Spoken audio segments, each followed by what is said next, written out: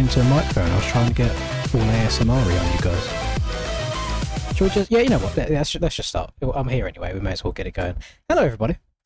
Welcome. Jesus, chat's been popping off a bit before the start of this stream, hasn't it? It's not usually looking like that. Let's hop it. Oh, no, I'm not in Group C today. I usually am. Let's see how this goes. Welcome to a little bit of a REDBUD action. Can't do it before... Yeah, I can. It's fine. It's fine. It's fine. Right. I need to try and find out what server I'm in. Oh, goodness me. So, before we start today, you're going to get this from every UK person streaming this. It's really, really hot. So, if you see the forehead start glistening in the sunlight, if the pits start looking a little bit damp, if the gooch is looking rather sodden, then that is exactly why. This is my first time playing the game since the end of the Donatathon. I have refused to go anywhere near this, so we're going to see how she goes today. And this isn't me throwing shade, by the way, to some of the other boys. There have been screenshots in various Discords of people putting in motos today on last year's track, which is basically the same track. In regards to this track, it's a little bit rougher in some areas than some of the other tracks I had this year, which is a bit of a positive. It is less bumpy than last year's REDBUD. It is also very, very much a highway. I'm pretty sure you can rail like the outside of the first 6 corners in a row without having to change anything up. So we'll see how that translates over to the racing. But again, we're not here to win today. We are here for a good time. We're here to chill and just see how it goes. Did I miss you? Absolutely not. I did not miss a single one of you. I've been very happy not touching this game for a few days and getting to go back on the COD grind. Although today, I've not wanted to play anything. Because as soon as I start playing a game and that PC comes on, it's just so hot. It's so warm. It's disgusting. We'll see how it goes anyway. But yes, welcome. Welcome, everybody. Has Lynn's grown hair? No, So usually I go for like a bit of a comb over like this, sideways, so it looks shorter.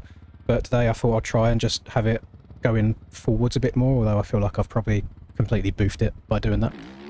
It is getting longer. I said to Linda about 5 minutes before this stream started, I might shave it all off again because it's just far too hot to be having any sort of hair.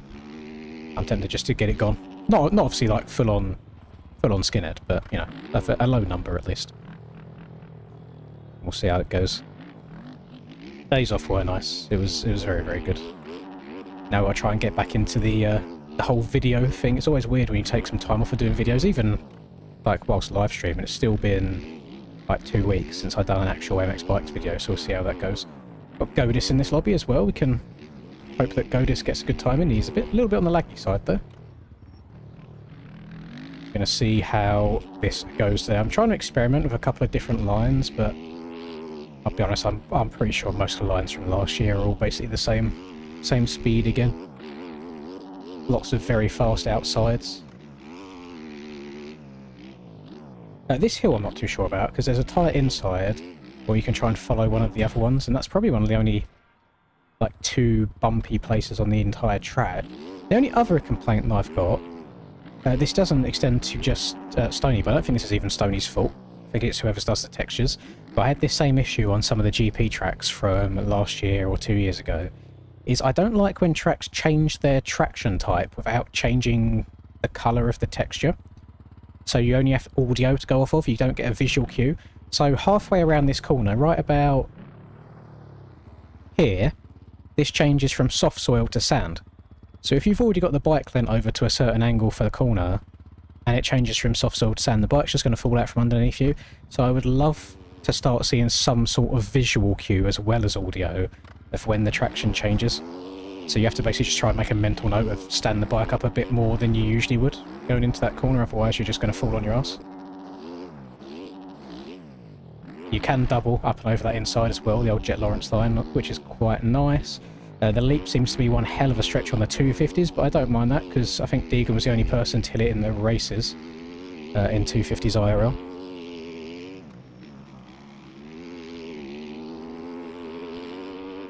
Godis is from Sweden, yes. Yes, I know his name translates to, what is it, like candy or sweets or whatever it is in Swedish.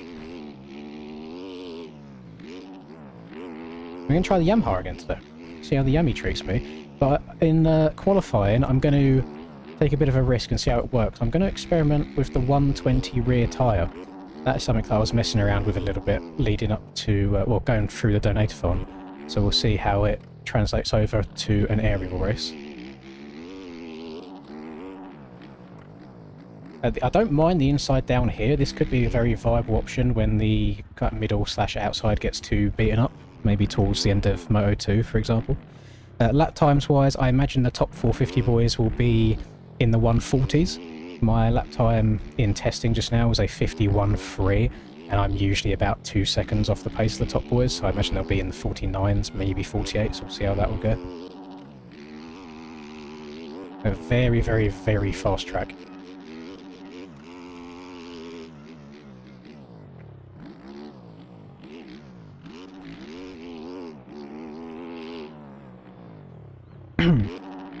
It was just an idea, Kay, it was just an idea. I thought it would be a good time. A good time to do another one, basically, in a couple of months, whenever MTG's due to release, do another donate-a-thon then, and see how long we can keep that going for.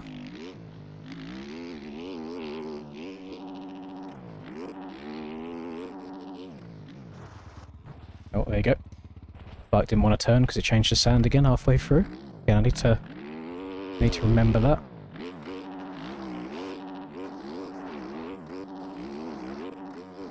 You can double up and over this inside. If you hug it tight enough, you can also hook the far left there, but I actually think jumping over to the inside roll is quite fast as well. Inside in this corner does seem viable as well as the outside, but I just take outside because it's easier. And in years past, you'd be able to like hug the inside on that flat first corner there, but with how OEM tyres are these days, it's so much quicker just to go up onto the banking and try and carry your speed around. Otherwise you'll be sliding your way around the corner. But very, very, very fast track, which is not usually my ideal type, as you know. I like things to be slowed down a bit, a little bit more tight and technical. I mean, you can if you want to. It's a very, very long way out here. I mean, you can just all the way around the outside round here, for example. It does make the downhill a bit hard though, because you come in with a hell of a lot of speed.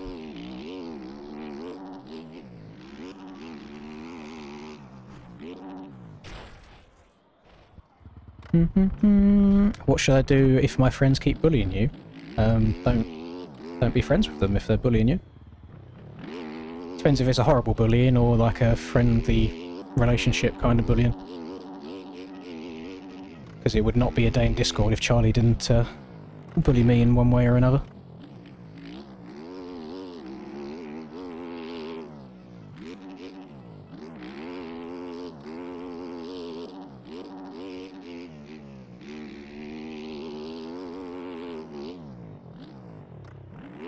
Hello, Sober. Track's just a bit of a nothing burger, to be honest. Like, very, very similar to last year. A little bit smoother in some places than last year. Other than that, it's pretty samey. It's very, very quick. But yeah, not really much different than the other rounds that we've had. It's to be expected.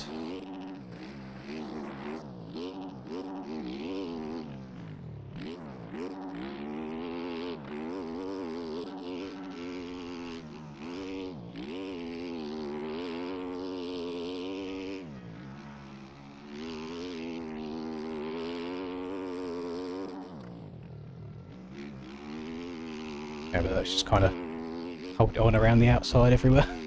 It's just so quick. Nothing really to slow you down at all.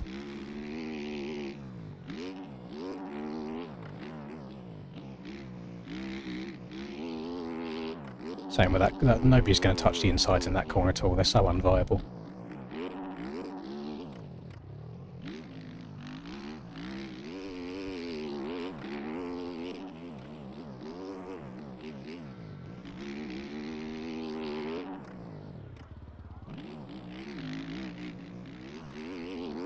I don't know if many people will be going out here, but I don't hate that outside there, or the rut that's just to the inside of the outside. I went a little bit too far left. I don't know how many people will spot that one ahead of the race, but that could be a nice option if the inside gets too beaten up.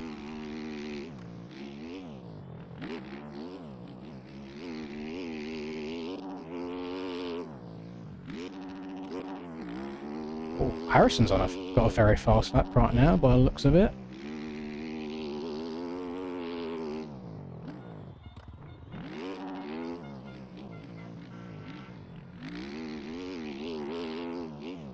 Again, got to remember to try and check up just a little bit going into this corner. Then you want to try and double out, so you soak that up, and then you can double through the rest of them. And it gives you a good line up to double that there. And basically beeline it to the corner. And there you go. Is that 50? That's a 50. That's my best lap on the track so far, to be fair. It's a 50.5. So yeah, if I'm running a 50.5, I definitely expect the top boys to be getting inside the 49s, maybe 48s as well. My camera settings is 110 FOV, 0 tilt, and 31 pitch. Oh, there you go. I mean, whatever you saw me do on that lap, camera's somehow gone 2 entire seconds quicker already. So, speak like you say it and it happens. About 2 seconds off every time. I'm always changing the horsepower on the VARG depending on the track. That video you watched then in particular, I was doing 55 for most of it, and then I'd put it up to 60 for the big uphill.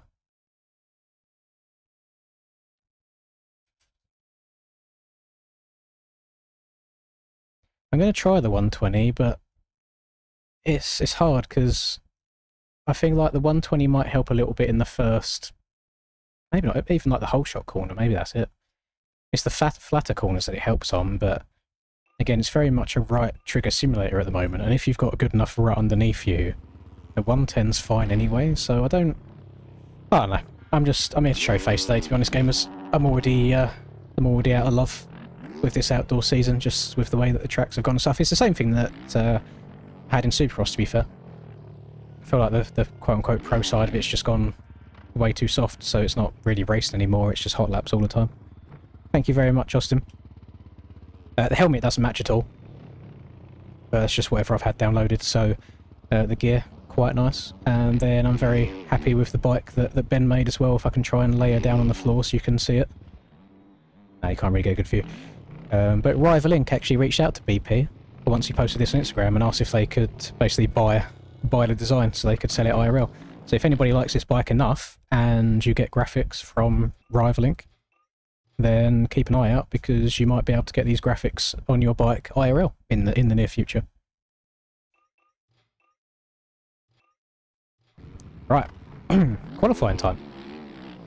I'm not too fussed about quali. Let's just go for that top 15. I'll be honest, I'm probably just going to run a semi-decent lap and then sit here and chill. Not too interested in trying to gain milliseconds.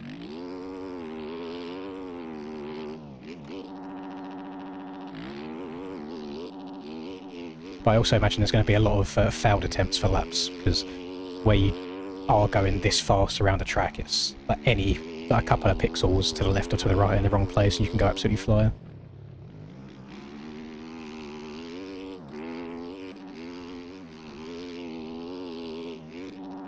Uh-oh. I thought that was too far to the right then, that was lucky.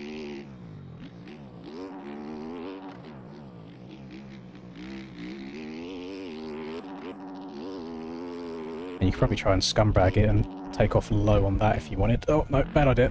Oh, Jesus. We'll keep the lap going. Why not? Oh, no, we won't. Yeah, we will. Why not? Let's just keep going. For the culture. Oh, shit. Oh, almost over the bars. Quali has literally just started. So keep your eyes peeled and we'll be able to get some 450 quali times in there. Oh. Okay, take number 2. Outside simulator, yeah, pretty much.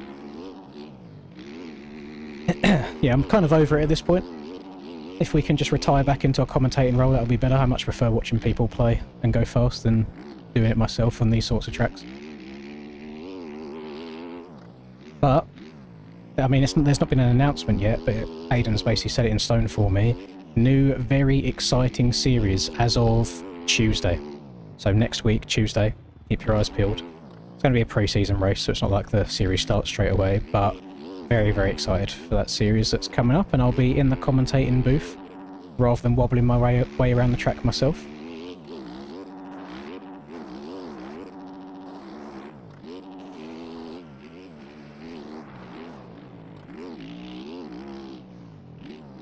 Jeez, 2 minutes. Rapid. Just need to gain another 12 seconds on that and we'll be good.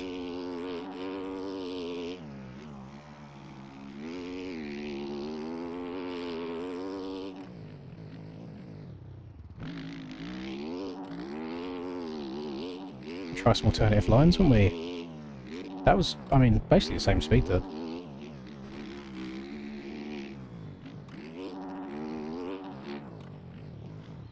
It's just the overall pace of the track that's just way too much.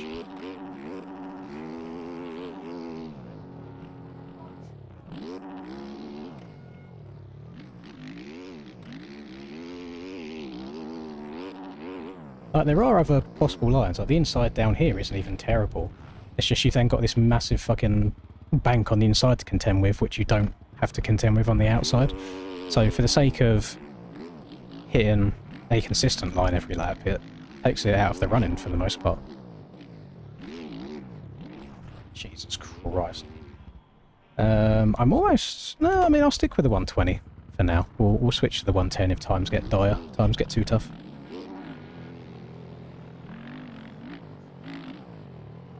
Do I know when 252 OEMs are getting patched? Are they meant to be getting patched? What's wrong with them? Or do you mean, what, like the broken ones? Air tire's just on a 48.2, which is pretty gross.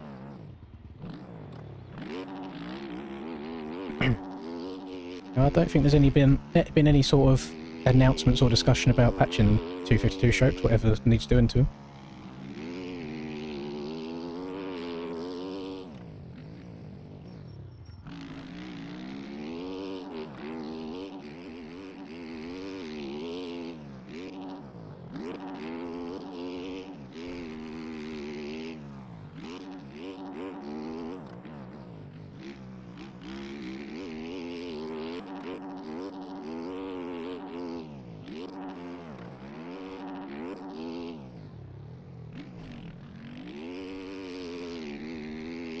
Hitting that inside pretty nicely every single lap in testing, so I don't know why I now can't get the back end slotted in there nicely.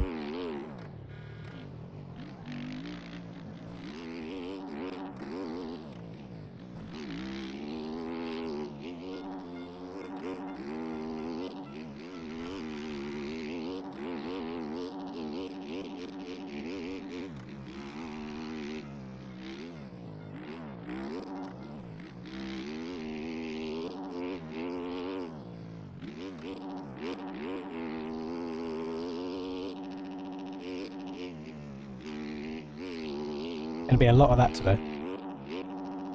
Oh, a lot of front ends pinging over the top of the outside rut.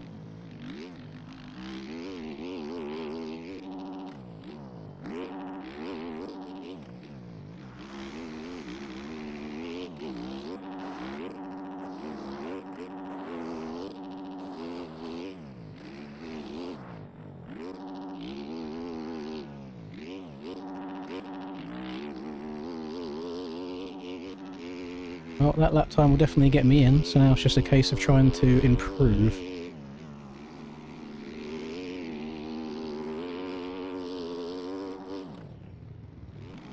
I can't see where I'm going.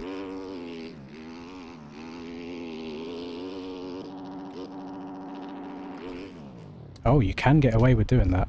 That's very interesting. That's good to know. Let me do a quick little experiment lap with a 110 as well, just for testing purposes. Will do, Aiden. Remind me as soon as qualifying's done, I'll have a look at it again. Track looks too easy again. It is, but they're not making these tracks for the pro guys anymore, it's just for the general community by the looks of it.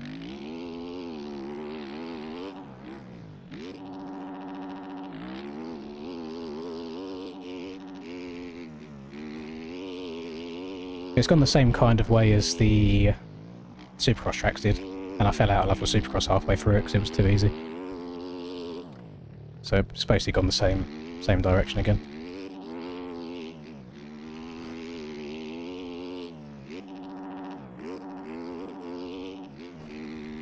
So now we are here to show face every Friday and basically just play the game, not try and do particularly good.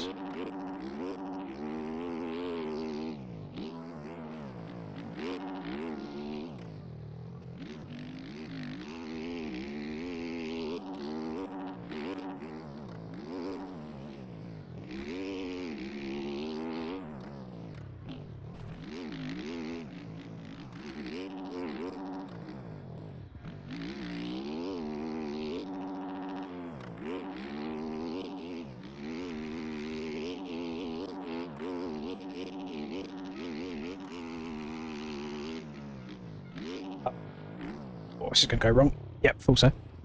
Jumped a bit too far down there. I mean, at least I'm in the lobby with most of the fast boys by the looks of it right now, so it's good to get a comparison, see how fast they're going.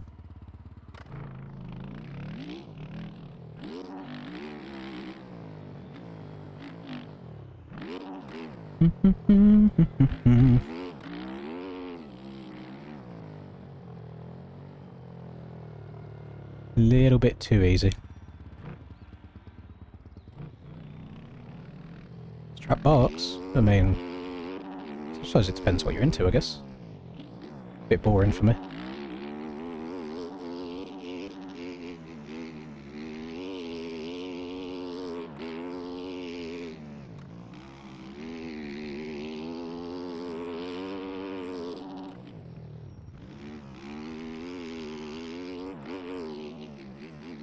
Oh, I missed it. I've got to turn in a bit sharper.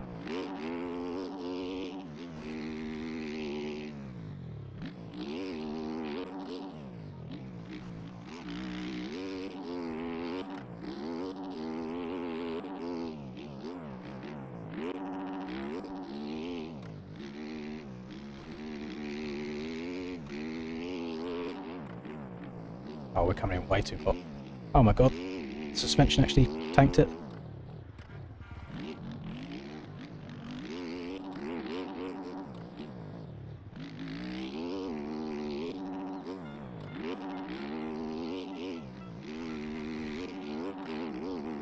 Try to tight inside here. I keep going all the way outside. Uh-oh. And off the track we go. And can't get back on the track because it's raised above the ground.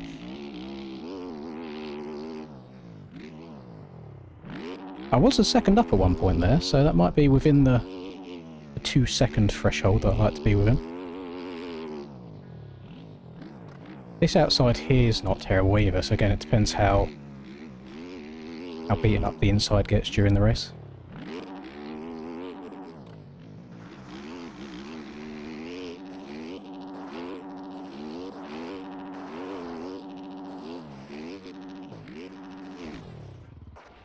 Nice. Oh, wouldn't be an MX Bikes crash if Proposo didn't make the bike face the wrong way last second.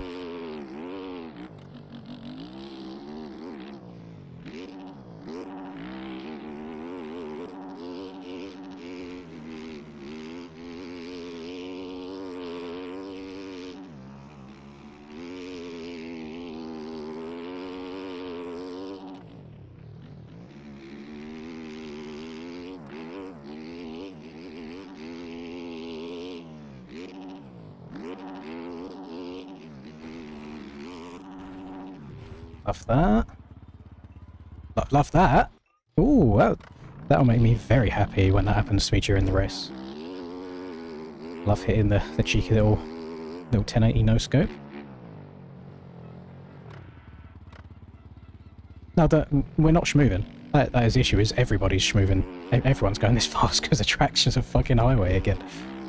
So what pisses me off. I feel like we got to a point where we're just playing Trackmania rather than MX Bikes.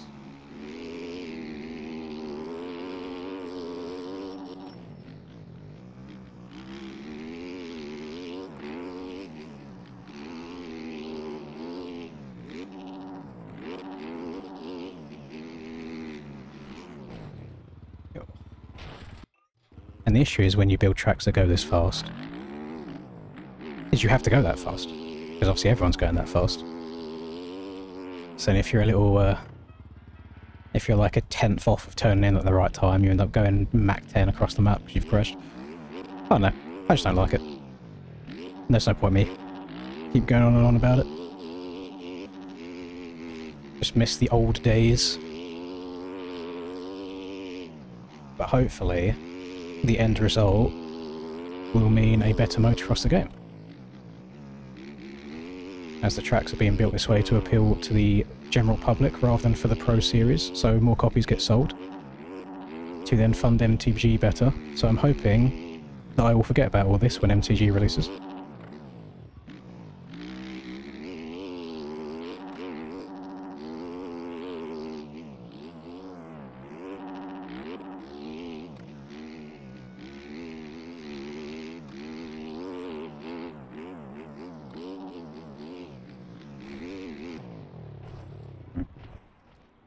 Cam's 4 seconds faster now. I'm gonna have to slide in the DMs and not ask for setup, but I need to ask what substances are going up these individuals' noses prior to race day. It's getting a little bit outrageous now. It's getting a bit crazy.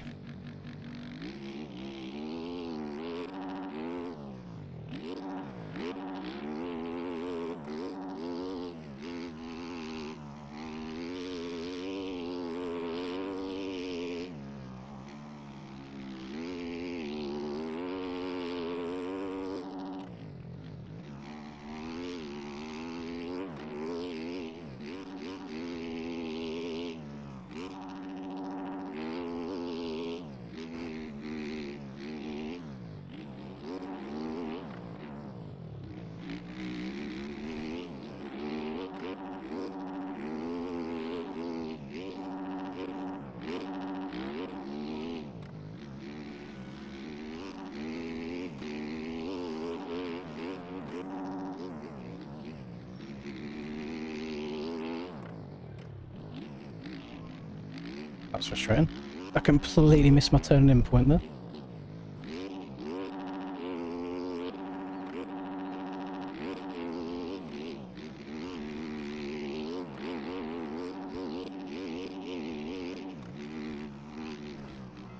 Jesus Christ.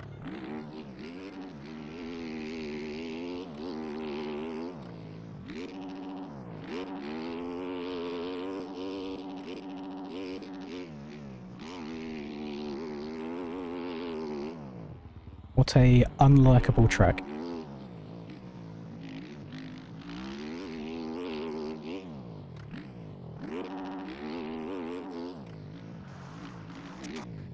What a very, very unlikable track. Again, like, ruts and bumps aside, please can we put some sort of visual cue for when the traction type changes? I mean, I'm pretty sure the soil in real life at REDBUD is not the same from the corner there all the way through to the end of the whoops.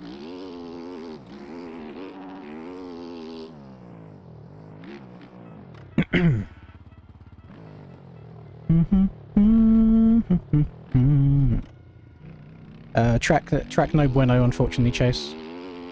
Well, in my opinion, some people probably like it, but track no good. Track too fast. Too furious.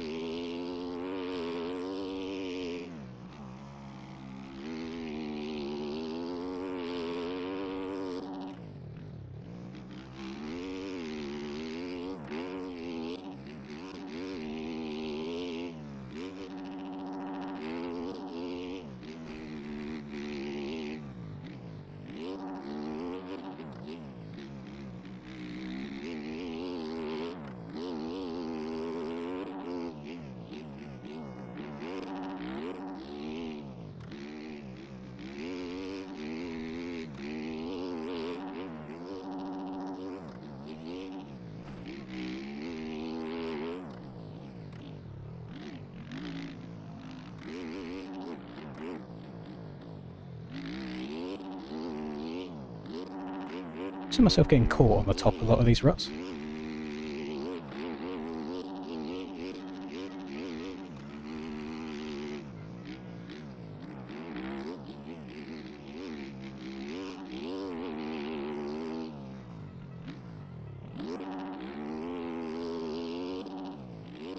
Hey! Off we go again, love that.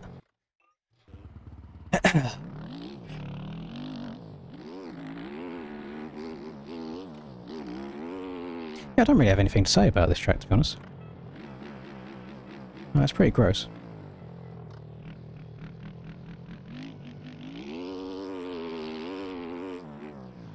I've got no, like, extra input to give into this, because I'm just kind of going through the motions at this point.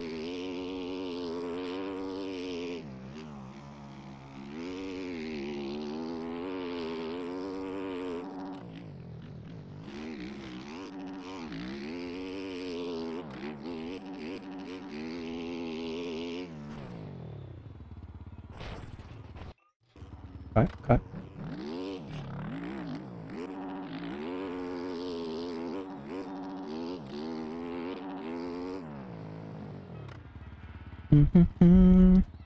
That does tie into it as well. There is a reason that the people who have been putting in motos on last year's track today are currently 2 seconds ahead of everybody else in qualifying, because it is basically the same track as well. Smoothed out in a lot of areas. It's the same track as last year, but I guess made a bit easier. I mean, last year's track was a highway as well, so you can't really complain too much, but now even more roughness has been taken away, it just makes it even more faster. Even faster.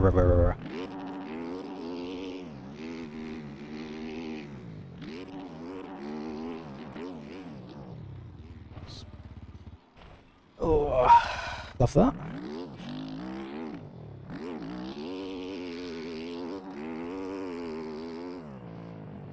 I'm very tempted just to call it there. It's really not worth going for the fast laps.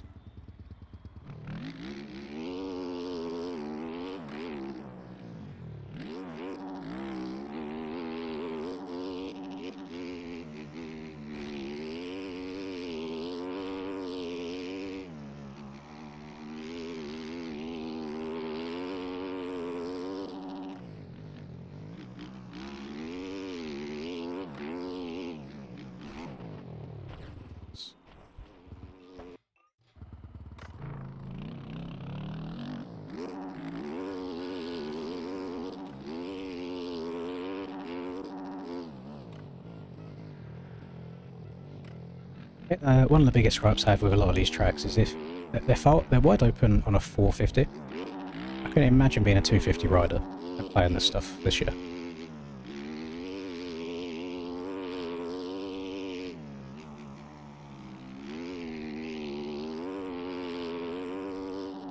Try third gear through here rather than shifting down and then shifting up again. Yeah, that was alright.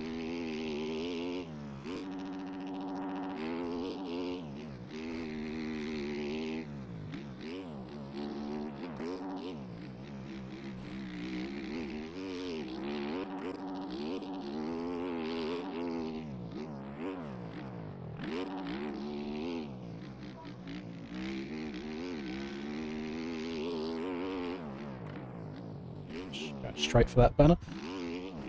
Oh, back end doesn't make it in the rut again. Off that. WOEM tyres, you're either backflipping or you're sliding.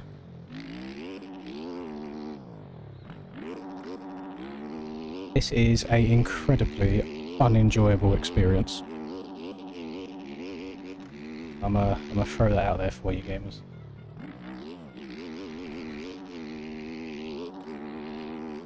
Which is probably a good time to break the news to you that on August the 8th, however many weeks away that is, whatever round that is of Ariel, I'm not going to be doing it, because I'm not going to be at home.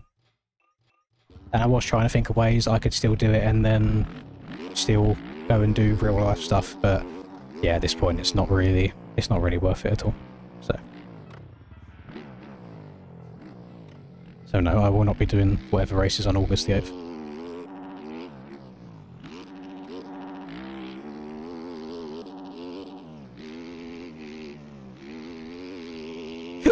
Oh, pardon me. Which is sad, it does take a lot of the enjoyment out of the game for me. Like this, because I think like Parlour's the best track that we had so far out of these 6. Parlour was the best one. And then they've all been boring after that.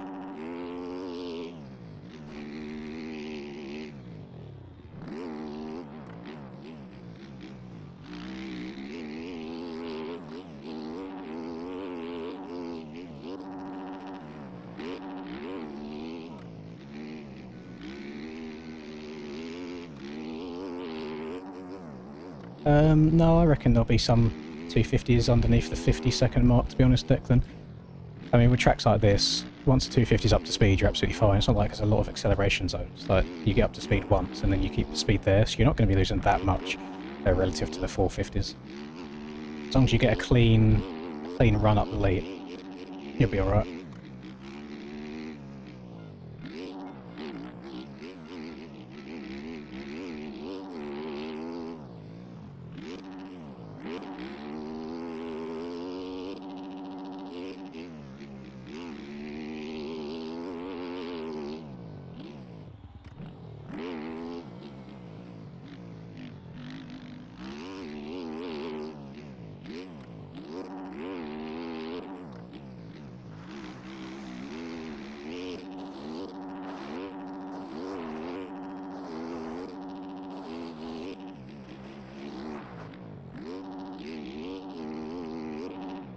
That's basically as good as I've got. And I'm 3 entire seconds off the pace of where I need to be. I don't even know where to fathom to gain even 1 second more, not 3 seconds. Cam did not win last aerial race on a Honda. Cam won the last aerial race on a Yamaha. He's just on the model swap, same as everybody in the game. Basically, he's on a model swap.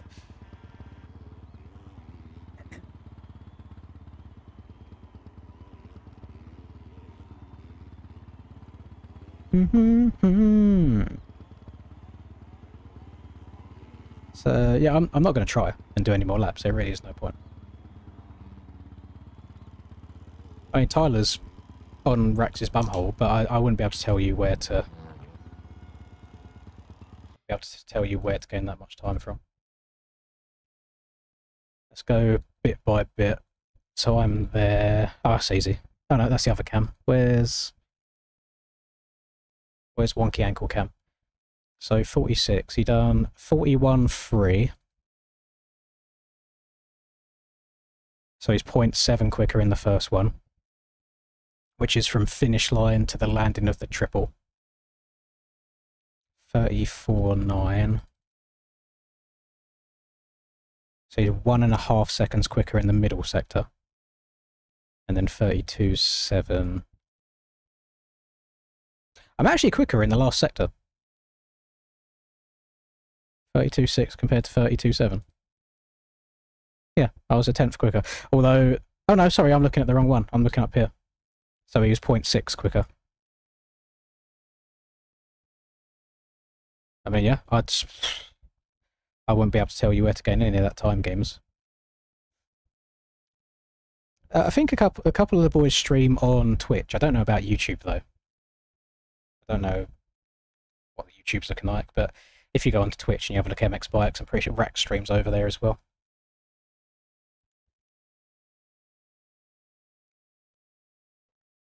I wish everyone would stop gatekeeping the model swaps. It's not as simple as that, Hayden.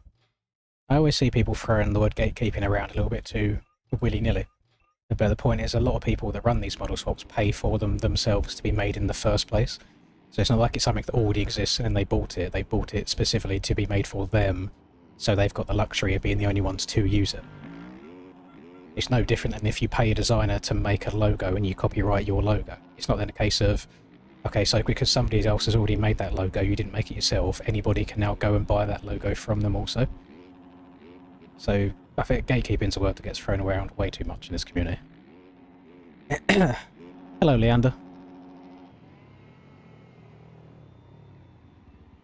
I mean, the issue that you've got with roughness is the OEMs, whilst the OEM traction is absolute arse cheeks right now, on 450s, 250s, it's actually alright. The bikes themselves are very, very capable. So this downhill in particular is actually a pretty damn rough downhill. I don't know how you could make it much rougher without people getting kicked over the handlebars. But because these bikes are so capable, you can just launch down it, tank through it, and it's fine. So I generally don't know in a lot of places what direction they could go in to make it harder. But a lot of the GP tracks did do a good job at slowing you down, but then that might also be because of the layouts of the GP tracks as well. Like St Jean d'Angely is a really, really good track in terms of the overall layout. Oh, I pressed the wrong button. Let's get that going. Yeah, St Jean d'Angely is a really, really good track for like slowing you down with the roughness of the bumps, but it could also be because you're going up and down hill and along off cambers, so you have to kind of tiptoe and pick your way through. Whereas most of this track is just flat ground, you can just tape your right trigger down and go. I think that's a lot of the issue, is there's a lot of moving parts. New MotoGP game. Thank you very much, Weewoo. New MotoGP or MXGP? I've not seen the new MotoGP game. Or is it just...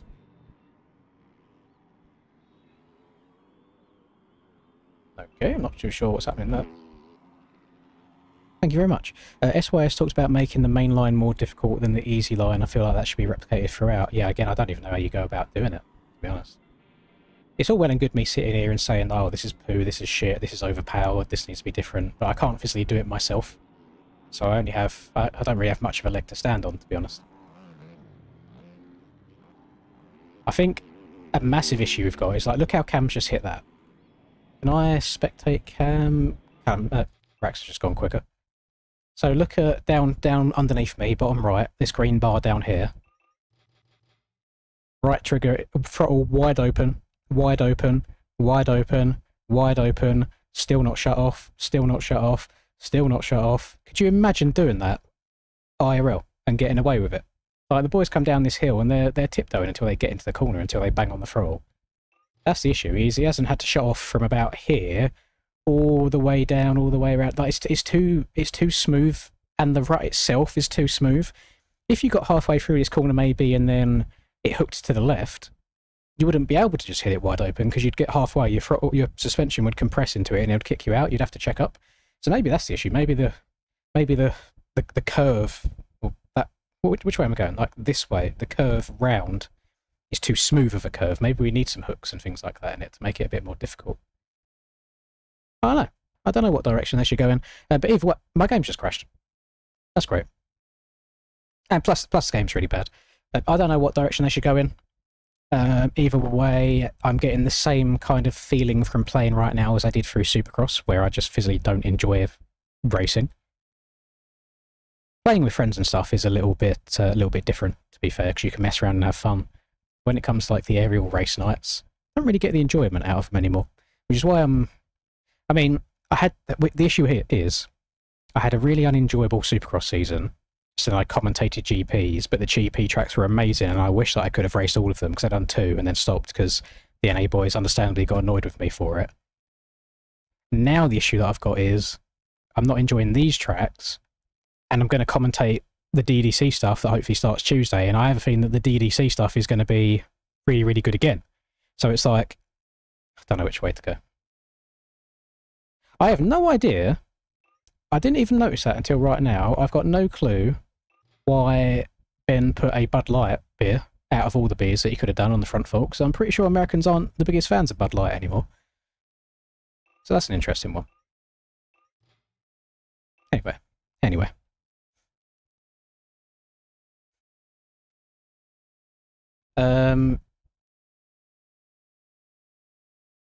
In regards to rider fatigue and, like, stamina and things like that, yes, there is a lot of people that want that, and that is going to be an MTG. Because the way that you've just seen, like, Cam hit that one corner there wide open without shutting off, which they've done around the whole track, to be fair, to go 3 seconds quicker, that's exactly what they've done. You shouldn't be able to do that. If you want a simulator, if you want an arcade game, by all means, knock yourselves out. If you want a simulator game, nobody in real life can do that for 35 minutes. It's just not physically possible.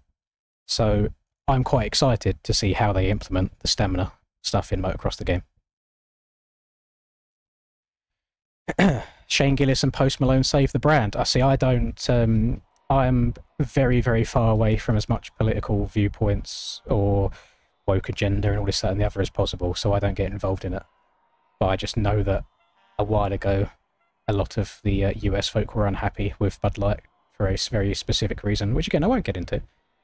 But hey, if they've saved the brand, then by all means. I feel like I look a lot like Shane Gillis, especially when the hair was extra receding.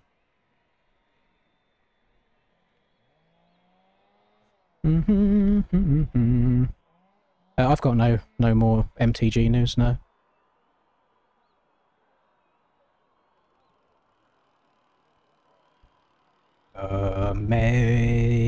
Amazing grace, how sweet the sound.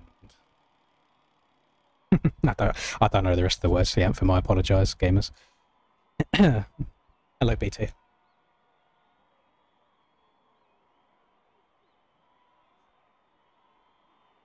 Yeah, that's a good point. I think Daytona was the best track that we've had so far this year.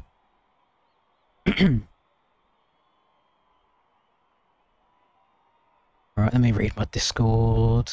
Ooh, that looks very, very OG, like PS1 disc kind of vibes there, Aiden. I had no idea. You're going to have to slide into my DMs and tell me what the NSP stands for, because obviously it's not quite DDC anymore. I'm guessing this is going to be the It's a short... Oh no, you go outside, never mind. I was going to say it's a short track. Aiden, if you're in the stream, am I okay to pop this up to, you know, create a little bit more hype for the people watching that might be wanting to do the DDC series. I feel like it might have been you, Carson, that asked that same question the other day, which I did give quite a long, in-depth answer for, of how we confident MTG will be good. I don't think it's being so confident as it is just trying to have a little bit of hope. Because I know the people involved in it, and the connections involved in it, and what they want out of the game, and from the gameplay that I've experienced myself so far, that's what makes me confident that it will be good. That confidence could be misplaced, you know, in 6 months' time. If the game releases and it's not quite what it wanted it to be, then, you know, shit happens. But there's no point in being super negative about it right now, because then you're just setting yourself up to failure, basically. I feel like we're capping on that one a little bit, Brock. I'm going to show you what Aidan sent me, even if I'm not allowed to. Oh no, he's messaged me on Discord, there we go. So this is what I'm guessing is going to be the pre-season race. If I full screen this, you can... It's meant to be looking like what looks like an old kind of PlayStation 1 disc to me. But this is round 1 of the new DDC Supercross series, which might be called NSP, I don't know. But this track goes in and out of the stadium. So you can see right here, you start, you do the track as normal, and then you go outside of the stadium, do a bit out the side, and then you come back in afterwards. The reason that the DDC stuff and the SIRL stuff a lot of people prefer over ARL is because they're not limited, pardon me, they're not limited by real-world track layouts, so they can make basically whatever they want to be fun, and I'm excited for it.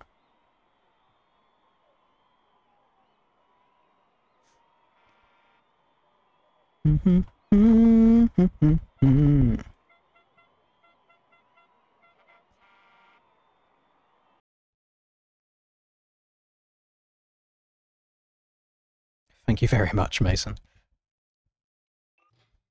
No, I've not started looks maxing.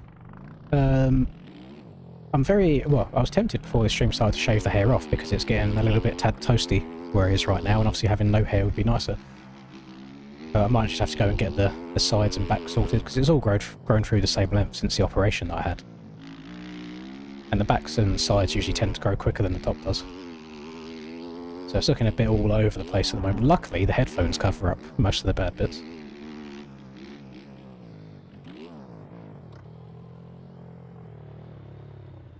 I believe Tuesday is when it's going to start. In reply to your comment there, Brock. And I also believe it's going to be something like track drop at 9 Eastern, and then qualifying at 9:30 Eastern, something along them lines. No. What am I talking about, my arse? Track drop at 9 PM for me, qualifying at 9:30 PM for me, so deduct 5 hours from that for Eastern. So I think track drops at 4 PM Eastern and quali is at 4:30 PM Eastern. I got my stuff very wrong there. Oh Jesus fucking Christ! I qualified 12th. 12th place. That is not looking good. Well, I mean, I've not had many good qualifyings this year, and I usually end up getting a better race position, so let's hope for more of the same again of that. I also believe, which will be good, to get this over and done with as quick as possible, I don't think there is going to be any staggering tonight, I hope. There wasn't any staggering last week, so we just went back-to-back motos. So we'll see if they do the same again today.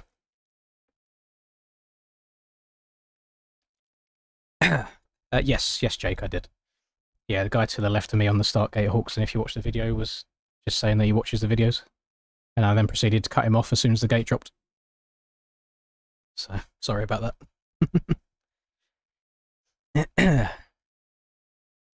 These boots were sent to me today by Ols, so I have no idea where you get them from. I received them in the DMs. Yes, this Tuesday, yeah. I keep searching Lynn's, I keep meaning to search ARL. I did live stream the Southwick race. It's in one of the donator-thons, so whichever one of the donator-thon streams was on Friday, if you fast forward 8 hours through it, then it'll come up.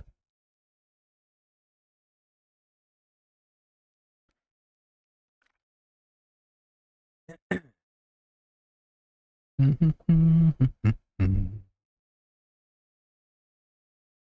if it helps, the cutting him off on the start wasn't by choice. It's just wherever my bike decided to take me. I've been sitting, so I've obviously I sit in this chair basically for 12 hours every day, not just when I'm doing donate-a-thons. It's just on normal days I don't have to sit and play MX bikes for 12 hours. So I've been sitting here today and just contemplating, because I know the amount of people that want to see like vloggy type stuff and out and about, and I always say I don't want to walk around with a camera pointing at me. But it's got to the point right now where I have such a poor work ethic and such poor self-motivation and commitment to things, where every time I ride a bike, IRL, I get incredibly annoyed at myself for how little I can hold on to the bike for. Because at times I've got about half a lap, and then I'm blowing out my arse, and obviously the other 95% of the race just looks like I'm tiptoeing around the track, because I am. I can barely hang on to the bike anymore because I'm worn out. And every time I ride and I say that, I'm like, okay, I'll go to the gym and try and like work off the bike to help me for when I get on it, and I never do. So I'm almost tempted to, the gym that I'm at right now, which again I've not been to in a couple months, is 24 hours. And I'm almost tempted to start going at stupid times, like 3 AM or whatever, and just setting up a camera next to whatever I'm doing. And not so much vlogging it, but recording it, and then possibly talking over it after the fact, and then maybe condensing a week down into a video. Because I guess if I start putting it on the internet, then it holds me more liable. So I'd be more, not enticed, but you know, that there'd be more reason for me to keep doing it. Because then if I stop it again and fail myself again, then I'll have everybody else getting on my arse, not just me. And then I also just, even if there was like one other person in the gym at 3 AM with me, I'd feel so awkward about just having a camera pointing at me whilst I'm sitting there blowing out my arse tired. Back on the MX sim grind? No, I've got no desire. No desire to try and get good at sim again. I watch the races that Seth Shirley posts of the GPs and the AMA stuff, and even someone as good as him, it looks just like such an infuriating game to try and play with the people that are around you and just falling over.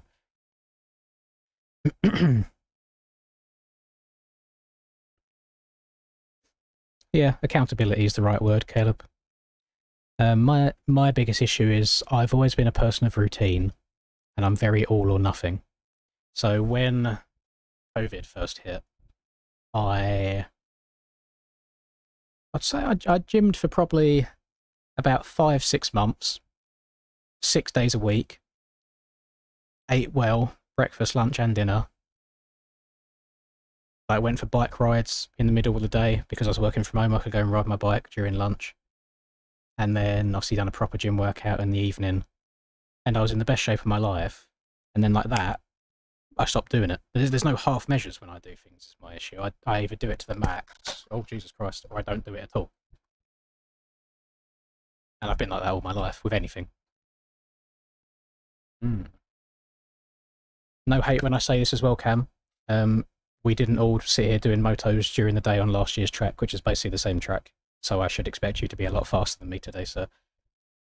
This is my first time playing the game since I ended that donate-a-thon.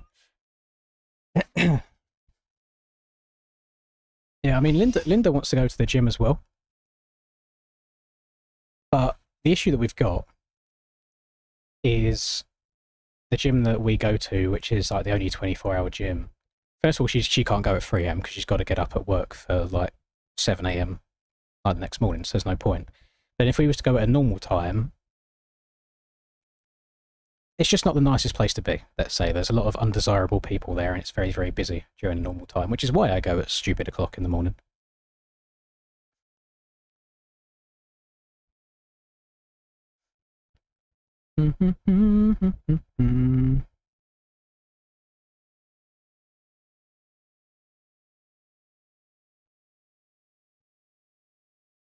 At the same time, there's no reason for someone in my position right now who, realistically, you only have to work for an hour a day, unless I'm doing like live stream and stuff, to not be in shape. Oh, well, I'm only sitting here playing video games anyway. There's no reason for me not to do anything.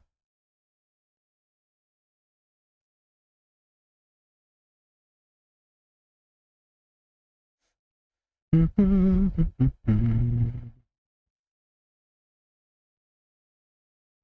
try.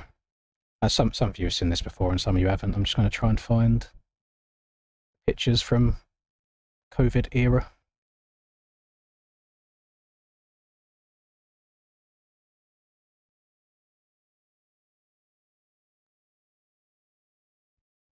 So we do have a little bit of a muffin top going on here, but in terms of like general back and shoulder definition and stuff, like it's actually all right. Whereas if I was to take that same picture now, I probably just like look like a melted stick of butter. So when I actually do go for it and commit to things, I get good results out of it. It's just actually doing it is the issue.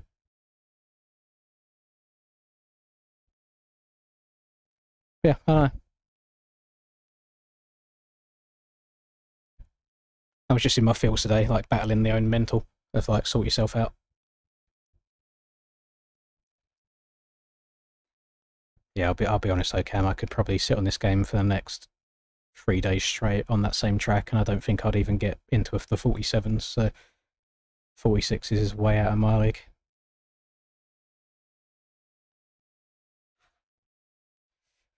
I've got side graphics on my Varg. I haven't done. Well, I mean, I've got plate graphics now. I haven't redone the graphics at all. They're just what they were. It's just BP got my name and number on them, but they still match what was there. But the actual graphic style came on it beforehand anyway. I haven't changed that at all.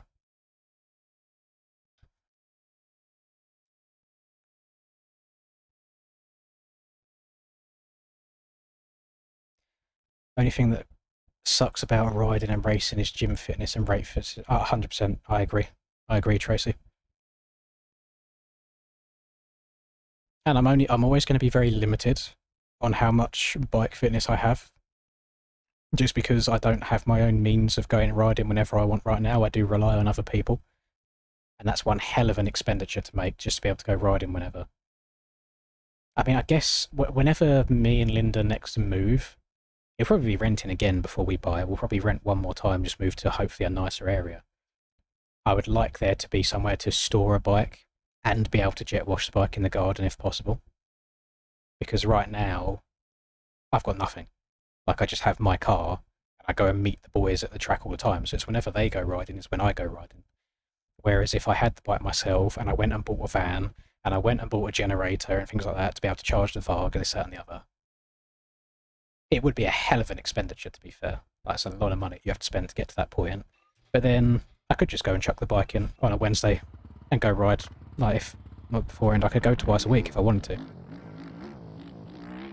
Which would then obviously increase the bike fitness as well as the general fitness.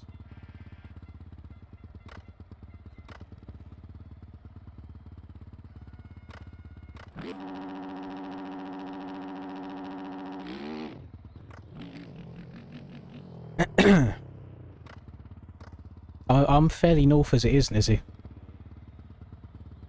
The issue is exactly where I am up north is not particularly great, and all the boys are a little bit further south. Now, not proper south, but a little bit near south.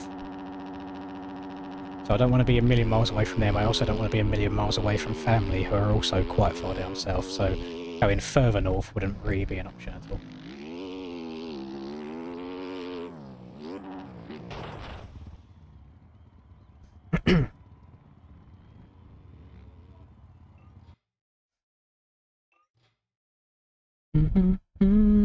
I suppose the real benefit of the Varg is you haven't got as many. What do you mean? I don't even know the word for it.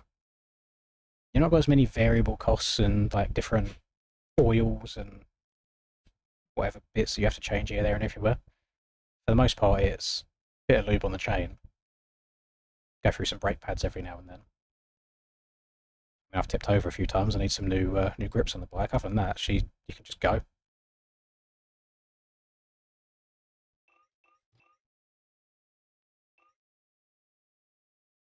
Do we think 8.5 litres is enough? Can't remember. I mean, we ran more at Southwick. That's because it's sand. I'm just going to do this and see where I get put. Hello, Hazard. Day itself isn't terrible, to be fair. Just that I'm not vibing with some bikes at the moment. I'm just going to try and get through the day. Yeah, zero maintenance, exactly. Hello, Dom.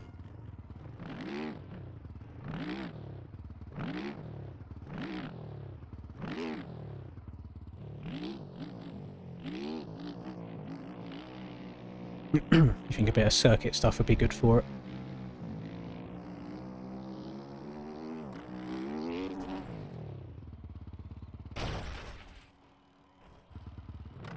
There's not many things,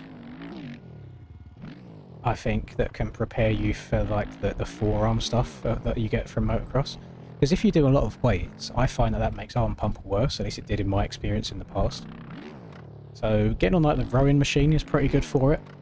I also want to dabble in the old like ropes, like battle ropes. I imagine that'll be pretty good. The only thing that's actually been able to simulate arm pump, the same kind of arm pump you get from motocross for me ever in my whole life, was rock climbing. Like just having that grip strength there while rock climbing really gives you a good arm pump at the same time.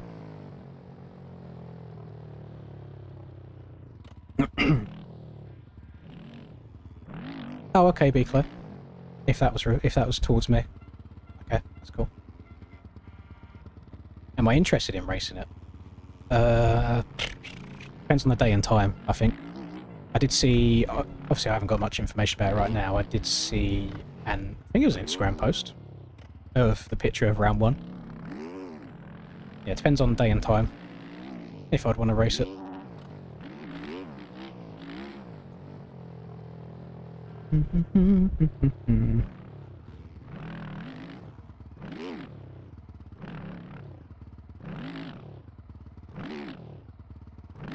Yeah, that's something that I can't do, unfortunately, at the moment, Braden, so I'm very limited into where we can get to.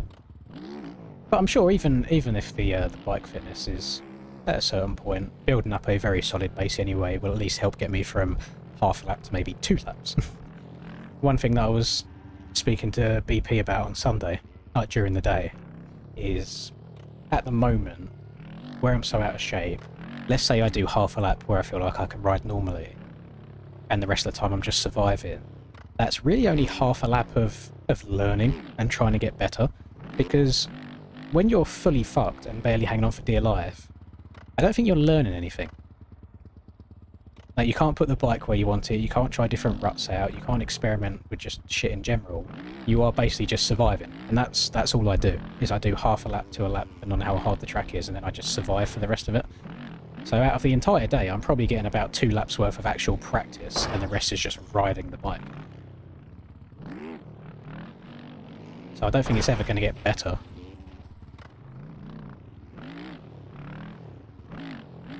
I've got a bad lower back anyway. In general, I had surgery when I was really little, on my lower back, and it's like sometimes it's fine, but other times it gives me a lot of grief. But I've noticed my back is the first thing that goes a lot of time when I'm riding. Thank you very much, Vic. I don't know why that hasn't made a sound or popped up, which I do apologise for. Try P90X, will get your cardio right as well as strength. 90-day program, you can find the DVD on sets for like $10. Okay. Never heard of that one before. One thing that I did do before, which actually looked like it gave me decent results, is if you go on to ChatGPT and you type in like, give me a 5-day workout for a motocross rider off of the bike that will help improve endurance, grip strength, blah blah blah. It gives you like a full-on plan, day by day, and exercises. And for the most part, it looks okay.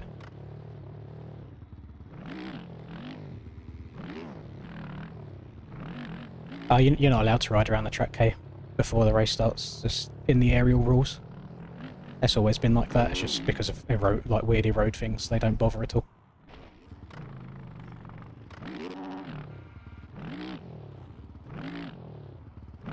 I don't think I could ever force myself to drink pickle juice. I absolutely detest pickles. Hate it with a passion. I remove all pickles from any burger that I ever have. I just don't like them whatsoever. But in regards to using deep heat, I have used that before in the past, and it does help to an extent. Even if it's like a placebo thing, you think it works, but it does help one way or another. No, a lot of any sort of training that I ever would do in the past would be long form. So like long form cardio rather than shorter sprints. When I was younger, I had a stationary bike in my bedroom. And I would just go and sit on that for 45 minutes a day. Like just doing it for a longer period. I never do like short, faster stuff.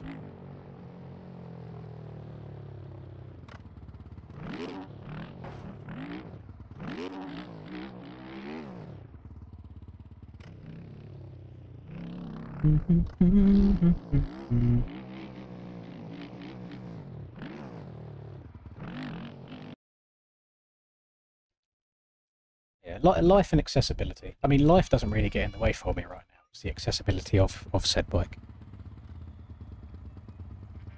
Like if I had my own garage or shed, and I had my bike here, and I had my own generator, and I had a van to be able to take both of them there, I would probably try and go twice a week if I could.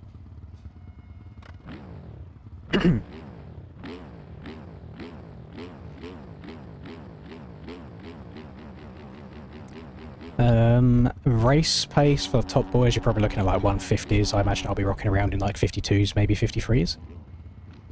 I mean, I don't know what to expect from this race, to be honest, gamers. So I think I might just do what I do in real life and just ride around the track and try and make it to the end.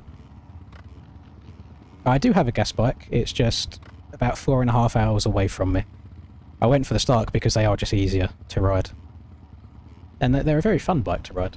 If you're someone that wants to go like proper try-hard racing every weekend, then it's probably not the bike for you. But if you want to just have a bit of fun on practice days and go racing occasionally, I don't think you can get a much better bike. Because the downside of them is the lack of sound, so people can't hear you. But again, if you're just at practice tracks, it doesn't really matter. They are just an incredibly fun bike. I'm not here to convince anybody to get one, by the way. Like, if you don't want one, cool. But I like it. I am a fan of the bike, so I ride it.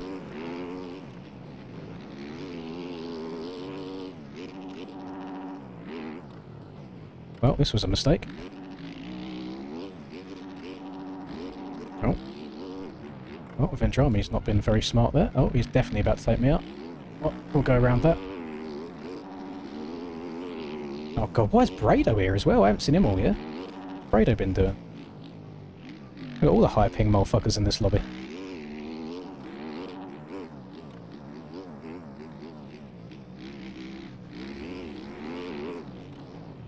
God. Actually stresses me out being near the high pingers, because most of the takeouts aren't even intentional. It's just wherever the game decides that they're going to end up being.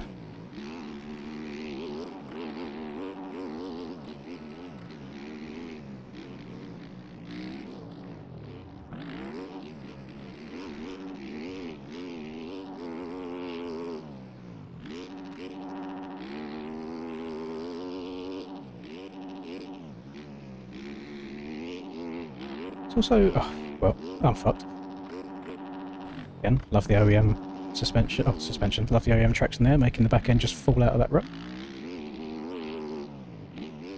The only annoying thing being by people like Vendrami is the amount of chaos that that ping can cause at the start of the race, and you know you'll be lapping them by the end. So if you do get caught up, it's just even more frustrating.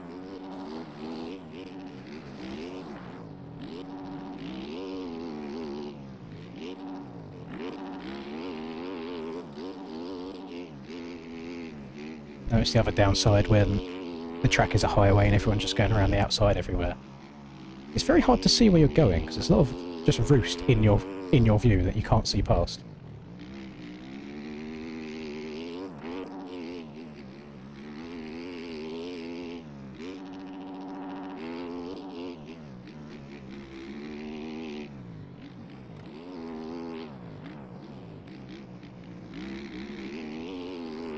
But I generally couldn't tell you where I'm meant to try and get past this man right now.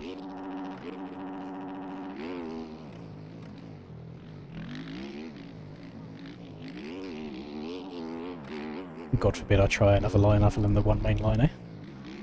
Lost about 4 bike lengths by doing it. Holy shit. I just want a couple of equal lines, that's all.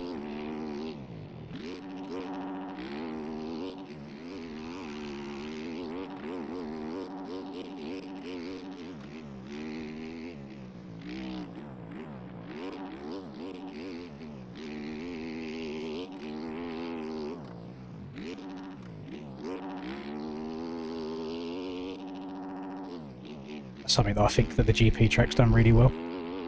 Especially tracks like Lugo. And when I was commentating, you'd go and fly over the track at the end of the race and you'd see like 4 different lines getting used in the same corner. You don't get any of that in these tracks.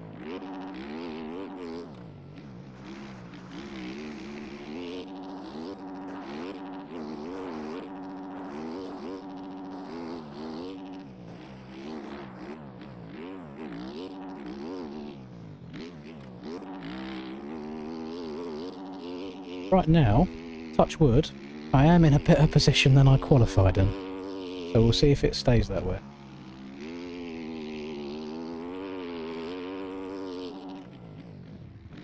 Incredibly sweaty hands already though, not good.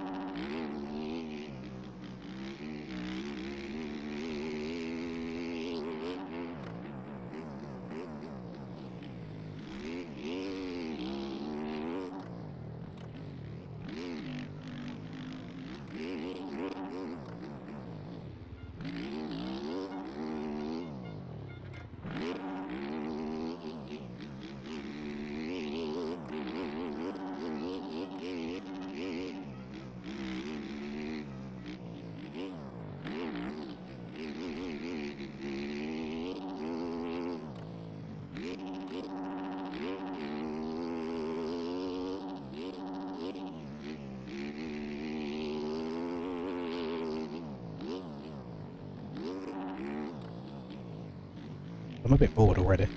I'm not gonna lie. Feels like there's not much. Well, there's no technicality to the track, and that might be the right word for it.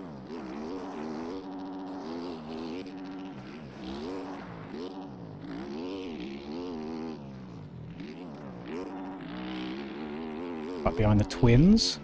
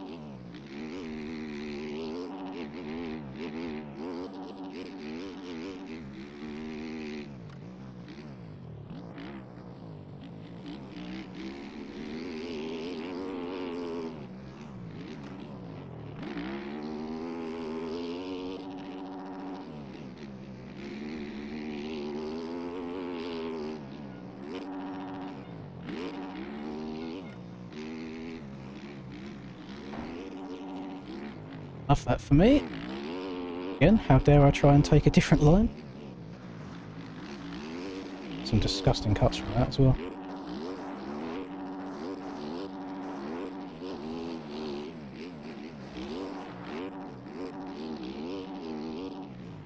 I don't think I did get cuts for that actually. Very surprised. Oh no, I have some cuts. I'm in 5th right now, it says Jake's in front of me.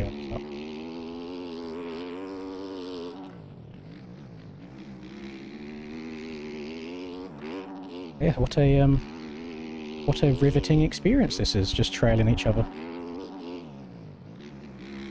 Cupcake will probably be going wild in the booth right now because he thinks stuff like this is actually good racing, and it's not, it's just follow the leader.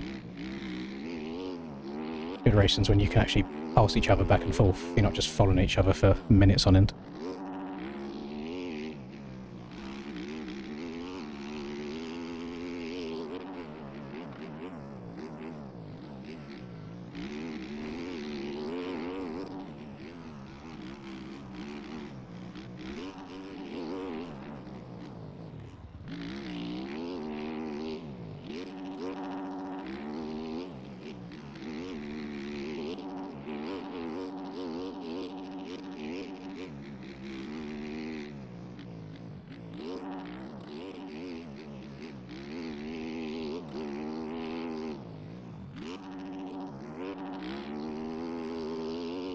Scalextric is a perfect description of what this feels like.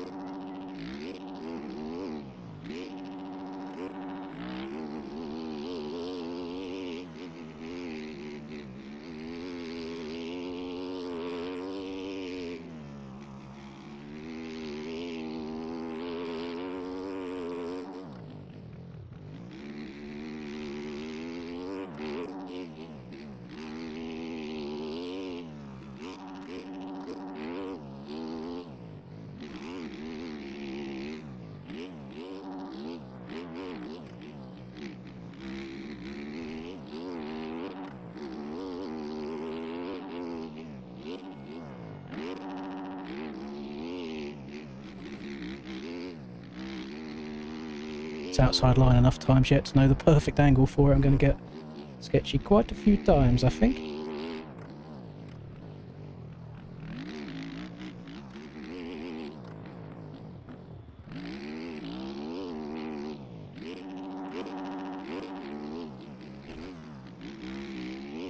Big old hole form in there. Keep an eye out on that before it kicks me over the bars.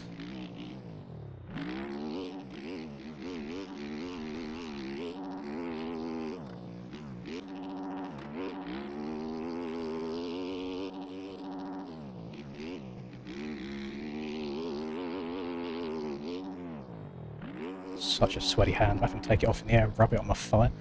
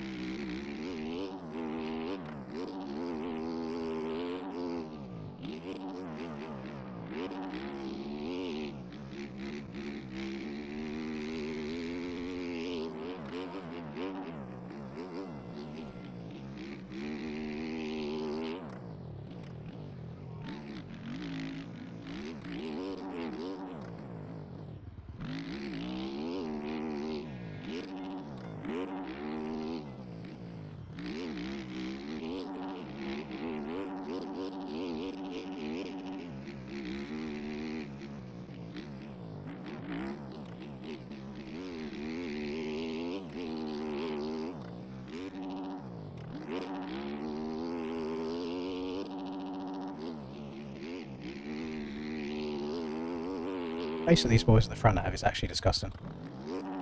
Like, it's multiple seconds a lap. I can't... My old man brain can't fathom it. I feel like if I go any faster right now, I'm dead. Like I'm OTB or going flying over off the track.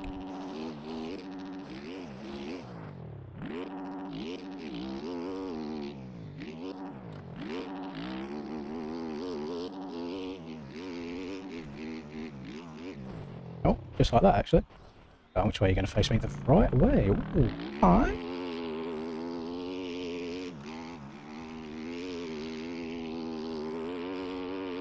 Oh, now we've got to do all that work again.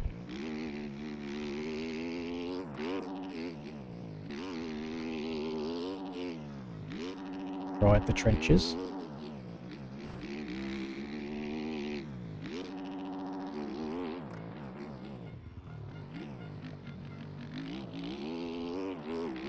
Get some cuts for that. Your yeet.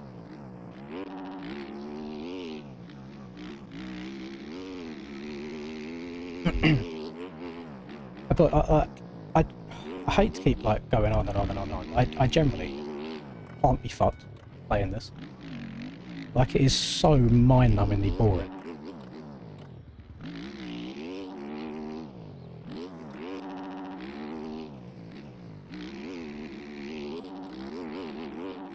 Doesn't, I don't know. It's not my idea of racing. We go.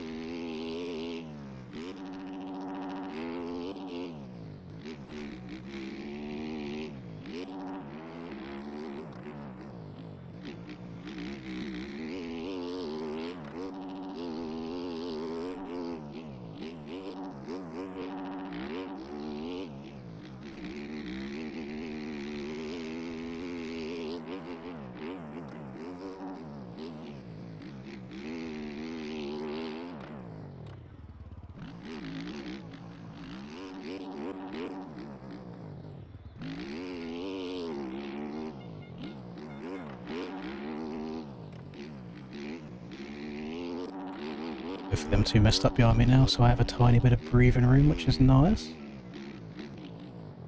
Again, I would like to reiterate that Cam especially, but the three boys out in front are playing unreal. I don't even know where to begin to try and gain that much time.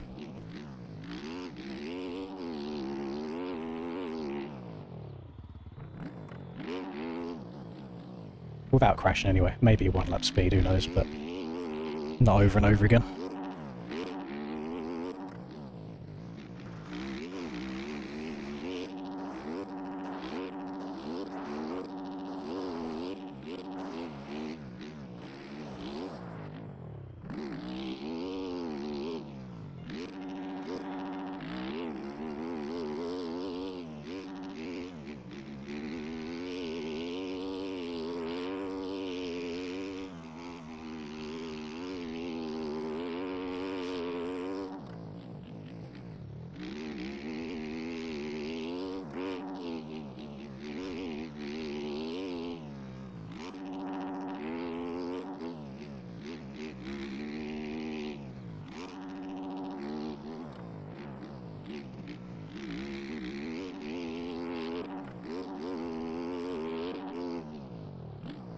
It is typical, typical Linda fashion though, isn't it? Of getting like a 12th place quali and then running inside the top 5 in the races.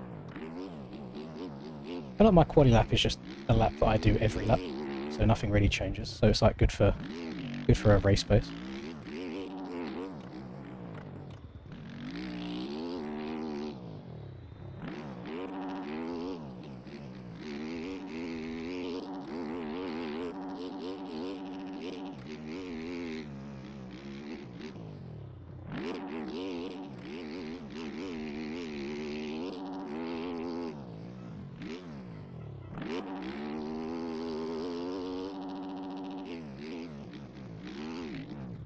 Hey, there we go.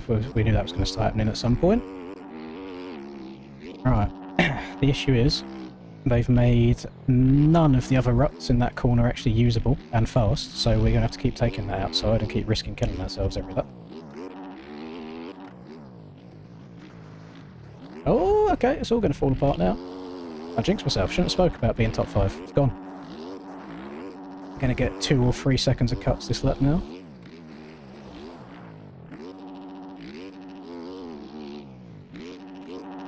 That says I got no cuts. I know how that works. I was off the track for a long time though. Huh? I don't know how much. So we got 7. Jesus Christ, still got 7 minutes left. Fucking bored.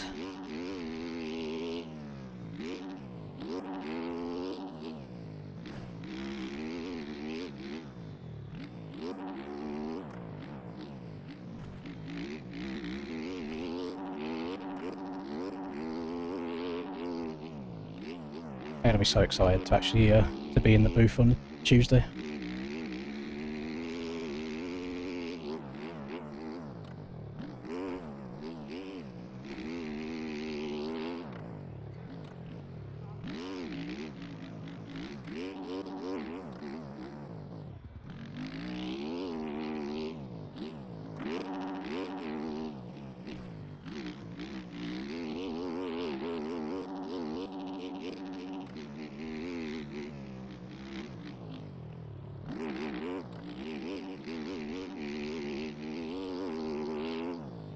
Jake's been riding good this race. I mean, both of them to have to be fair.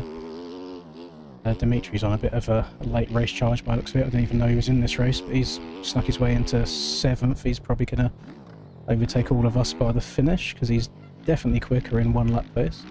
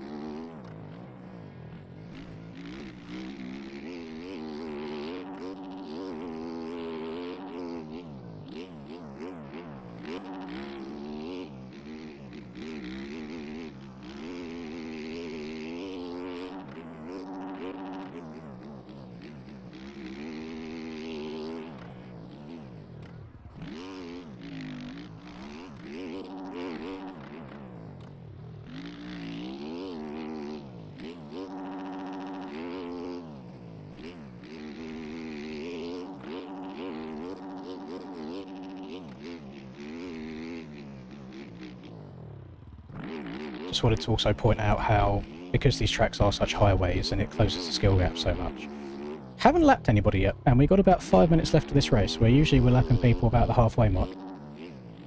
Again, make of that what you wish.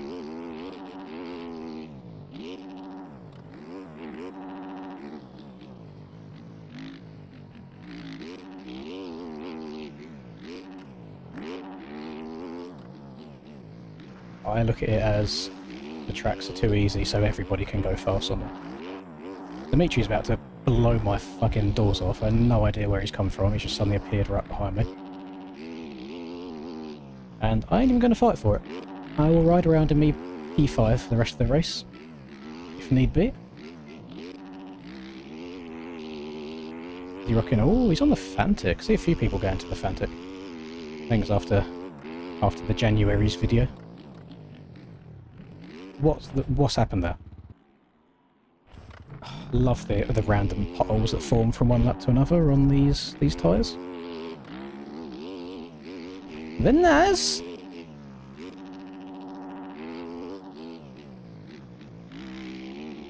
Which also I don't think would be as bad if everybody was not taking the same line, but you have to take the same line because it's just very, very fast in that one line. Not good.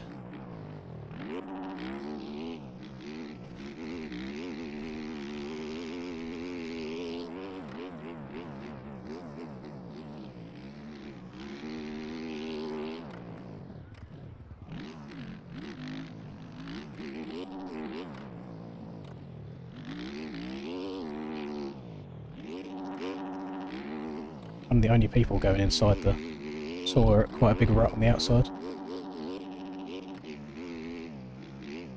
I don't mind my little inside line.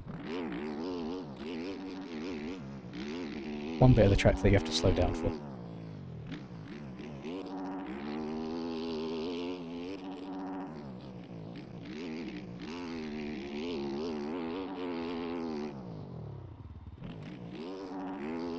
I cannot wait to see how boof this is by the end of Moto 2.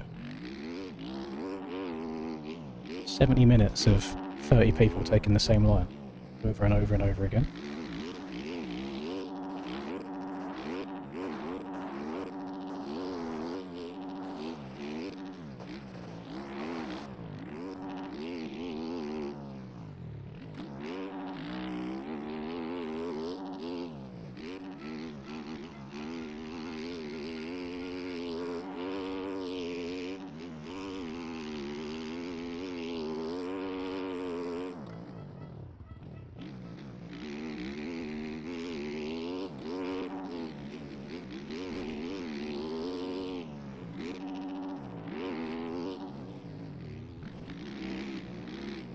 Way too fucking nice, that messed me up. I should have just yeeted him off the track. Just committed to the corner. I stood myself up.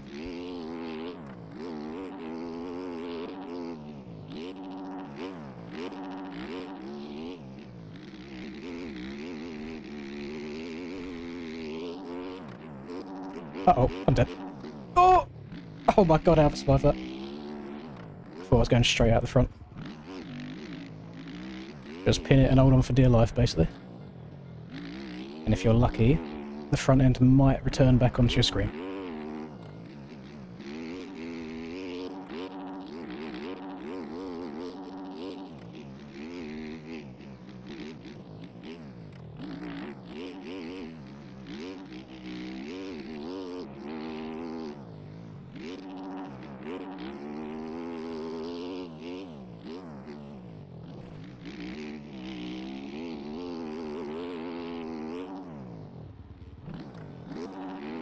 Yeah, what's happened to Tyler?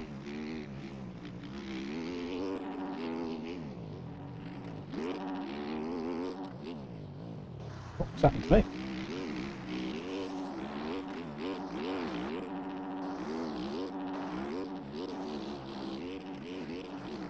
If I was a guessing man, I would say the lappers are not being too kind, which no, they are not.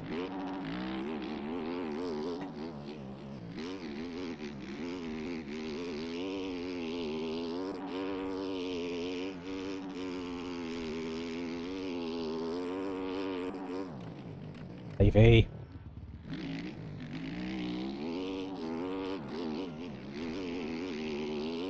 To be fair, I don't know where I expect him to go. There's an inside or an outside. Tyler went inside, so he probably thought all the fast boys are doing the same. So I take that back. The wrong gear. 50 seconds behind camera right now. That's actually disgusting. I don't think I've made 50 seconds worth of mistakes. Like the pace, I don't know what he's done the last 2 weeks. But I think we might have to start drop testing before or after these MX bike races. I'm going to need to see that man's bank history, because if there's ARL on it, it's about words.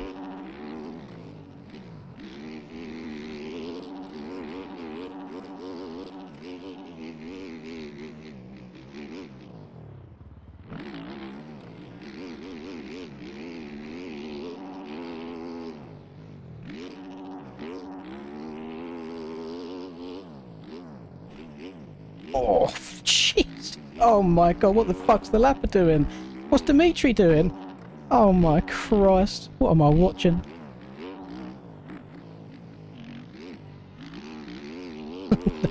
Oh, it's a shit show, boys. It really is. No. Oh, almost went over.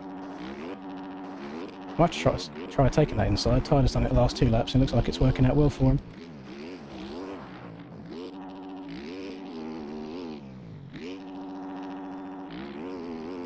I mean, I'll give... I didn't know he was going inside it. I was about to say I'll give him the outside, but...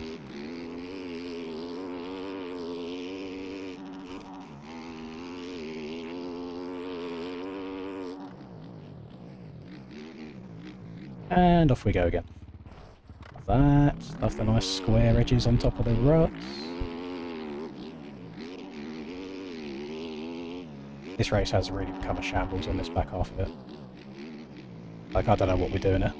I don't know what this series has become. Oh, take me back to GPs and let me actually race it rather than commentate it.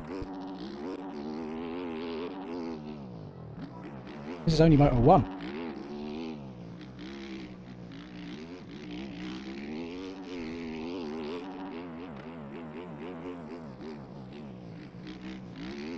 None of us could keep it up on 2 wheels.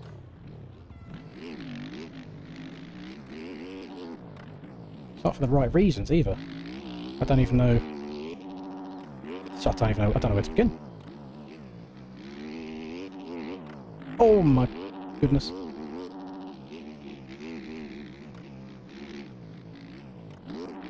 I mean, at least the last 10 minutes of this motor have become interesting. I don't know if it's for the right reasons, but I don't know if it's the track has become challenging. It's more so that the road just absolutely fucking boofed.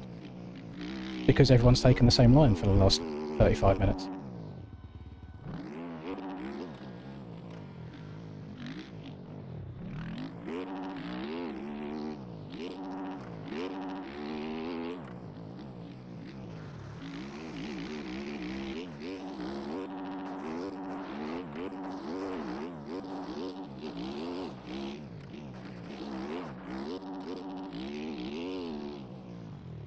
Got that last lap, god damn it. Please let this suffering end, I beg.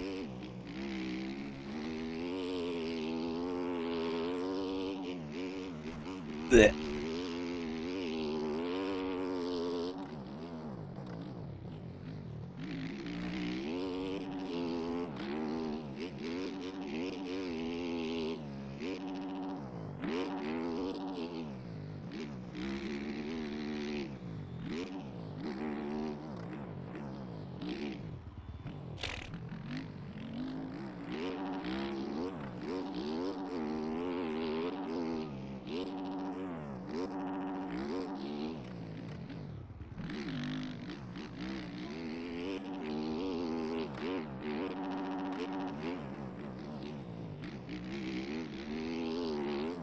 So I've now got a Lapper sat on my absolute booty hole, because he's generally going the same speed as me.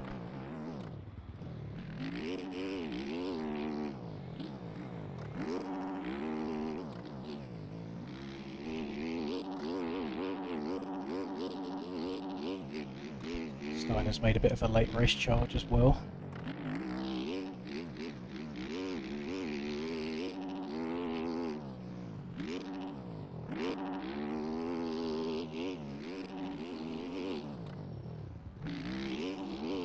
Yeah, he didn't know. Nothing wrong with that. Trying to let me pass, but I'm trying to stay away from the outside because it's a little bit too sketchy now. Yeah, the inside's actually getting okay. Let's try what Tyler's doing here. He's going inside. Ah, so that's actually not bad. You can miss out basically that first roller.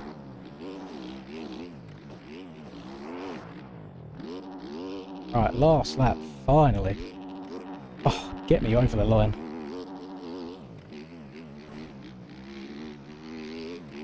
What an awful racing experience.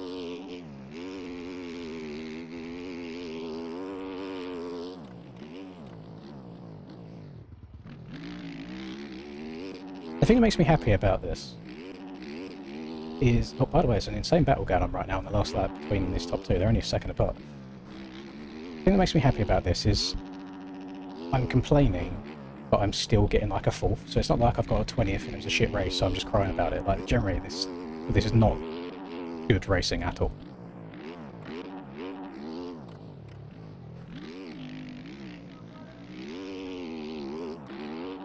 I mean, I'm sure Cam and Rex have very different ideas. It looks like they've had an amazing race.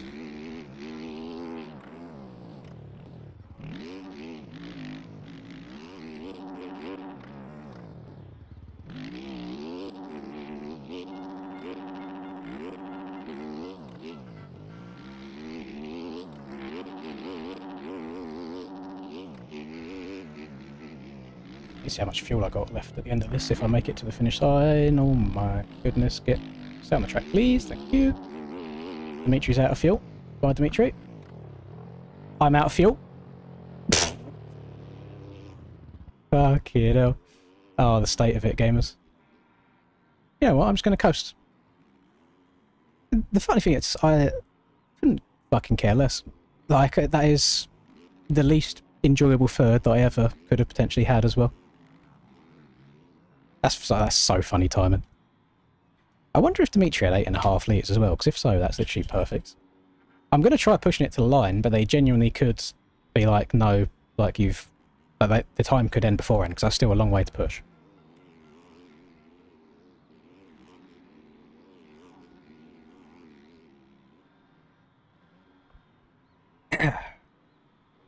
Welcome to Jet 2 Holidays. Do do do do do do do do. So I don't know about you boys, but I'm writing third down on that race sheet there. Dimitri just quit. He doesn't have the soul. He doesn't have the passion to push it to the end, unlike me. Absolute warrior. I doubt they'd even let me... The race finishes after like 3 minutes, doesn't it? So I don't think I'll even be able to make it to the line in time. Because Cam and Rex finished a minute ago. Nah, Dimitri went straight back to the pits. Here we go, we can coast. We can coast. The funny thing is, I'm still getting like a 13th here, this isn't bad. Okay, we've got to push again. Push in. Ah, you bastard. There we go. Go hold the clutch in. Get up there. Get up, brother. Ooh. What gearing do I run? None right now. I'm running 1 by 1, so 1 foot at a time. You have to be going over a certain speed for the pushing to stop. I had... What did I have in that? I think I had 8.5 litres at the start of this. And I ran out with like 4 corners to go, so not ideal. Why not take cuts? Because I ain't a pussy. We're going all the way to the end. Again, it might not let us. We have a long way to push here, but we'll try. I think, yeah, 14th is not bad.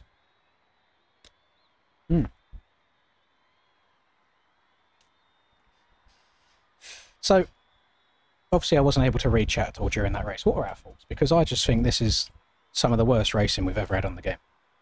I'm sure just to rock up and play the public lobbies, I'm sure the track's actually quite fun. But for racing, it's just hot arse cheeks. I mean, I qualified 12th. We were about to cross the line in 3rd, and I have no idea how that was going to happen. Yes, I listened. I should take my own advice. I don't know, why did I have 8.5? I swear I do usually run 9 litres. I think it's because I ran something like 9.2 in Southwick. We're so close. But I do think there's a cut-off. Yeah, the race finished, fuck's sake. Where did we get? 14th. 14th's acceptable. Oh, you hate to see it. So let's just go for like 9.2. And let's see what everyone else is saying. Oh, it's a lot of chatting. I've never had a worse race in my life. My hands are so sweaty. Emil, you sold me. Dimitri says, sorry, Linz. I don't know what he said sorry for.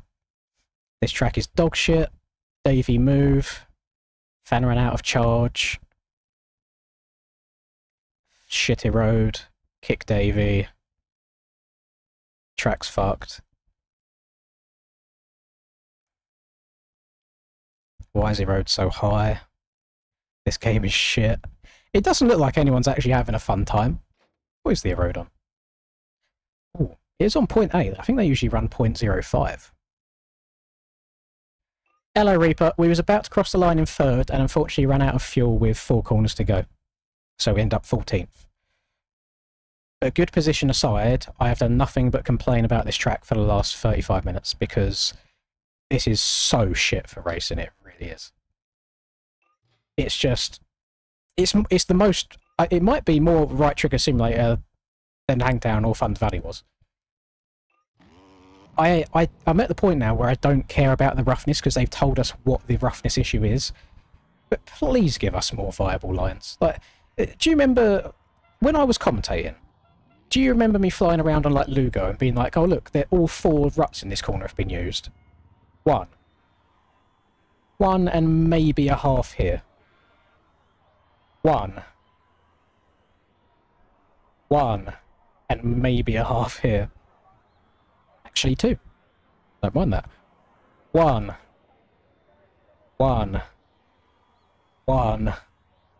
2 1 Look at the state of this. This wouldn't happen if there was other viable lines. This corner's actually all fairly balanced, to be fair. I did like the outside here. And this outside started getting so boofed already after 1 moto that we've had to start taking the inside. 1 2 I don't know.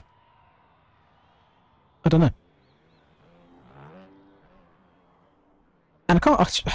The thing that I keep going back to is it's hard for me to just want to commit to talking shit. Because the people involved in it, I like as people. So I don't want to offend anybody. So I don't know what to do. And I also can't create a better product myself. So I feel like if you're going to complain about something, you at least have to be able to do something better. It's just not fun. It's not... When I say fun, I'm sure it's a fun track, just play by yourself. It's not a fun racing experience, is what I'll say there. Like, I was over that after the first 4 laps of just sitting in a train with Aidan and Jake.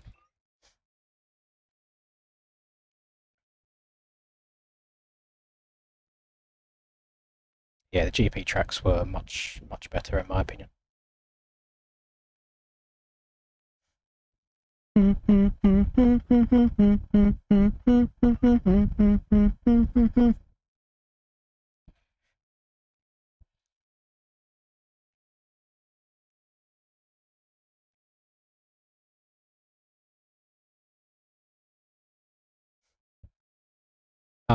There's multiple lines for you, Rex. That's the issue. Is the other 33 normal people in the lobby, aside from you and Cam right now, can't hit every other rut the same speed as the one main line, whereas you can. Which is why it's still a 1-line track. Which is why, like, regardless of what track we have, we could have Forest to race on. Rex and Cam would still be in the lead. Like, the kind of track we race on doesn't matter. So it's not like me saying, oh, the track's too easy, but I'm only getting like a 4th, means that the track isn't easy. Or if I'm getting by a minute and I'm saying the track's easy, it means the track isn't easy because I'm getting beaten by a minute. There's still tiers to it. Like, there's still, the people are going to be the best regardless. The thing is now, the only reason that there's 1 or 2 ruts starting to come through now and maybe be viable is because that one main one is now so fucked that it is now becoming slower. And the reason it's fucked is because we've just had 35 people hitting it over and over and over and over again for 30 minutes. Whereas if you started with 3 or 4 viable ruts, and everybody was taking them an equal amount, then all ruts would be viable all the way through because they'd all get equal usage.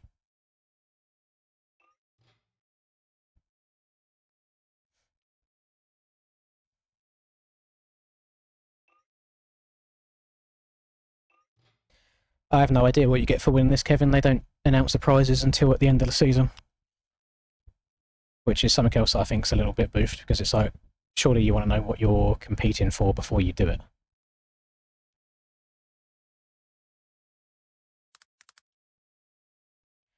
Trying to find something real quick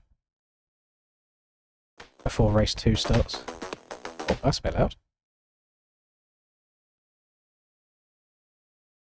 Right. Just for comparison, this is after Moto 2 of Lugo. I just want to have a little fly around and see what's what here. So I was just kind of having a look to see how boofed the track got. So we got 2 lines in this corner. Come, Linda, stop being so patient. Do I need to say anything else?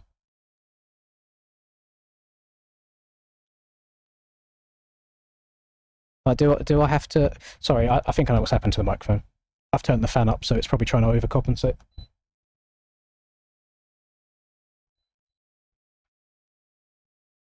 Sorry, that might make it a little bit better. Do I need a better visual representation of making multiple viable lines? What kind of... Is there a similar sort of corner to that on this track? I mean, this could have been a good example. But, like, with how choppy this is going to the inside here, compared to how smooth this is, you're never going to take anything different.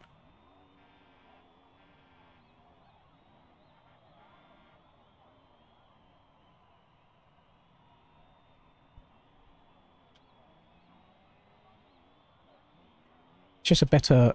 Look, I'm celebrating... You can't even see my face. You can't see me. My face cam's in the way. I was even celebrating about Look! Look at me! So it's not something that I'm just moaning about now. It's something that's been like an ongoing thing. Seeing inside and outside been taken here. Again. 1, 2...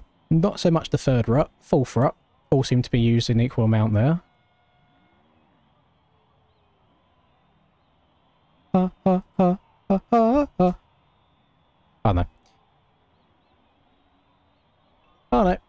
I'm just going to wind myself up, is the annoying thing, and I said that there's no point in me getting wound up because I know what to expect from him now.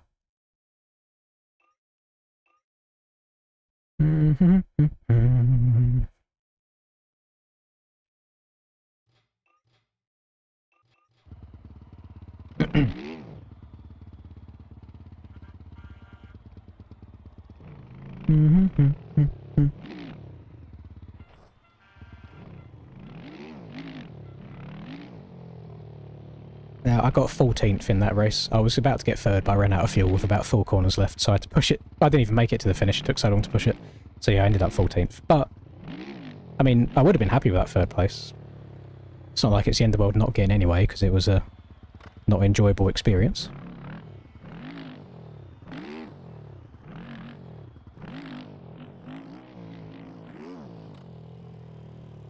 Auto 2 in third person. Could you...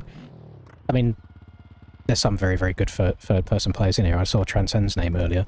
But I couldn't imagine trying to get around a track like this fast, with ruts like this in third person. I think I'd go over every single one.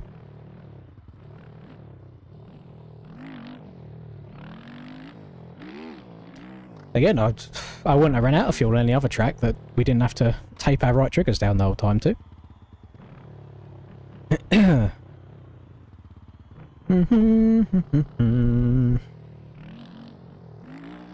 I don't know if there's anybody that makes suspension adjustments from one moto to another, Rufio. If they do, I respect the dedication.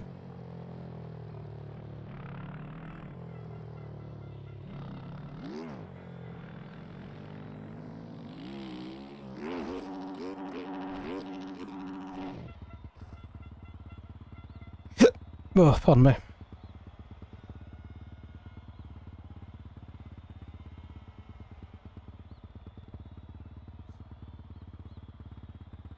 In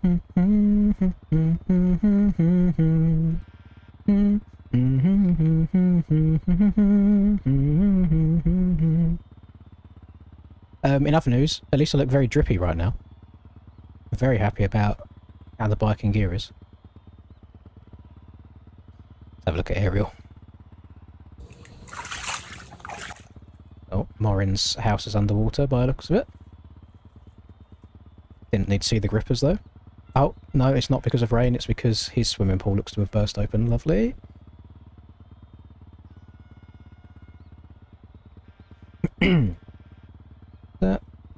Is there... I've just seen Deegan's bike now. Guessing this is for tomorrow. Is there a special occasion for tomorrow? Which is why they've changed graphics? But I agree, that looks very nice. I'm a fan of that.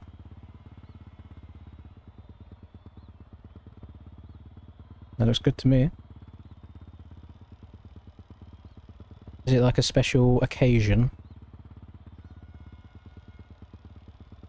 70-year anniversary? Of Millville or of a certain brand or just Yamaha? Because yeah, I suppose it is OG Yamaha colours. It looks nice.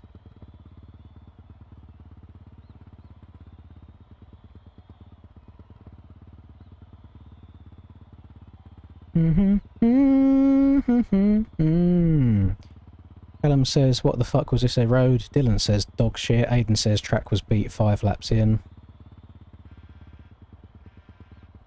Drew says, watching that on stream was probably more painful than riding it. Lappers have nowhere to go. A road looks stale. I watched Dimitri get killed.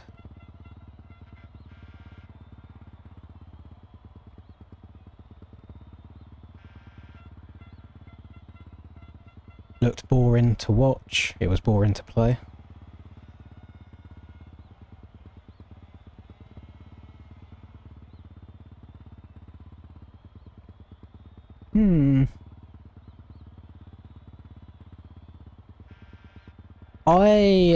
To be honest, Transcend, I do have Pepsi's in the fridge and Jack Daniels on hand. So I could have just had a cheeky little Jack and Coke to get me going through that, but I didn't expect it to be as mind-numbing as it was.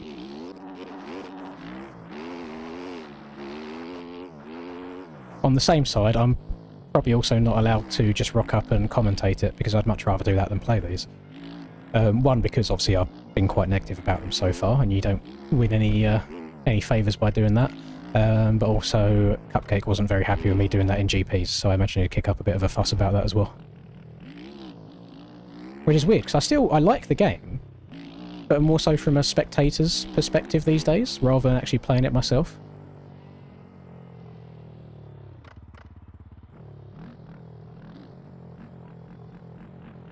We're forward 15 minutes in, can't play the game. It's just in a shit state. It's in a shit position. Hello, Austin, welcome back. Do you want what should have been the result, or the actual result? Because I was about to cross the line in P3. However, 4 corners to the end, I ran out of fuel. Need to retire like me. But the issue is, Reaper, you actually make like good high-quality videos, and you have other forms of revenue outside of the YouTube, so you don't have to do this as much, whereas these streams for me are a massive part of my monthly income.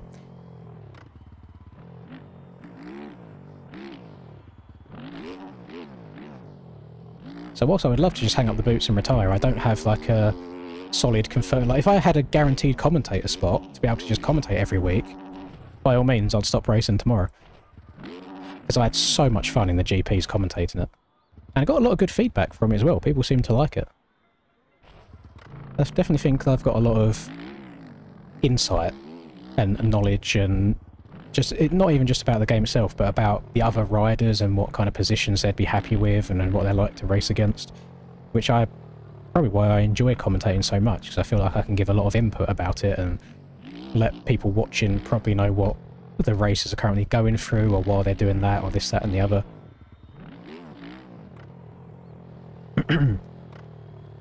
I believe it's all a team effort. So this year's GPs were made by B Clay, and I think the texturing and the models were a combination of JV and maybe Hell Machine. And this AMA, the track itself is made by Stone Rider, and then I think it's JV and Hell Machine, a combination on textures and models as well. So there's a few different people involved in the process.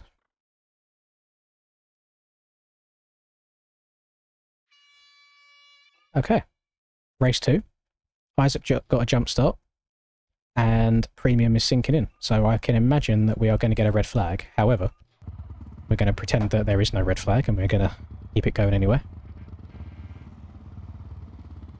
I can't speak from a 250 perspective, but the few times I've ridden 250 over the last few months, I've thoroughly enjoyed riding them.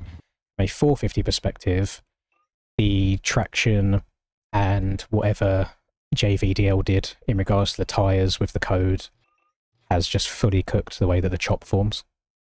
So I've heard no news of updates or anything like that if it's ever going to be fixed. I believe they're waiting on a Perbosa update to then make better tyres, but we've had better tyres in the past, so I don't know why we can't revert. I'd even take Beta 17 at this rate, where it was like an ice rink but everywhere. I think the biggest inconsistency with these right now is you go from ice rink on the side to 100% bike life traction in the middle of the tyre. So you go from like sliding out in a turn, and then the bike will catch, and then it'll flip you off the back of it. I'd rather it be slippery everywhere, or super grippy everywhere. I don't like there's a lot of inconsistency to it at the moment. And of course, like, the road doesn't help the situation at all. Right. Moto 2. Let's see how this one goes, eh? Hello, Zayden. Yeah, a road is needed. Like, you need the track to change as the race goes on, otherwise whoever qualifies fastest will just win all the time, because they'll just run that lap time over and over and over again.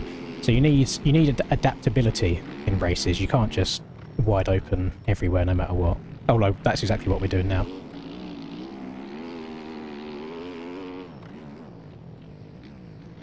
Someone's gone flying. I've gone flying. Nice. Wrong place at the wrong time, behind the Aussie with the high ping, and now we are going to be fighting for the rest of this race. It was almost a good start.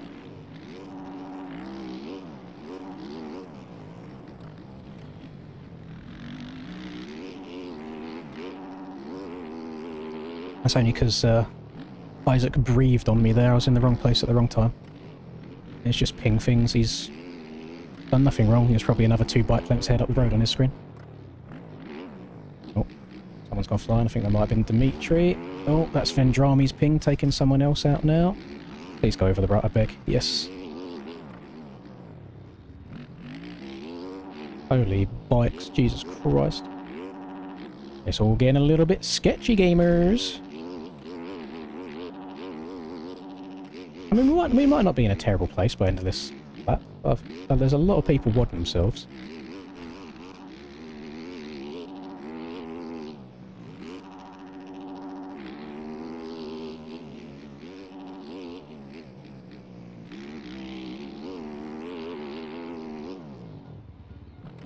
I've got nothing but respect for Pitt rocking the Honda around here. I know Chase was able to do really well on it, but I tried it myself and I thought it was horrific, so gotta respect him for not riding the meta bikes.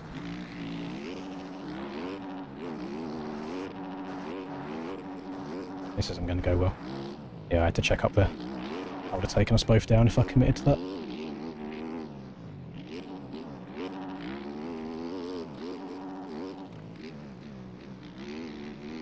Where am I? 7th is not terrible after a first lap crash, you know.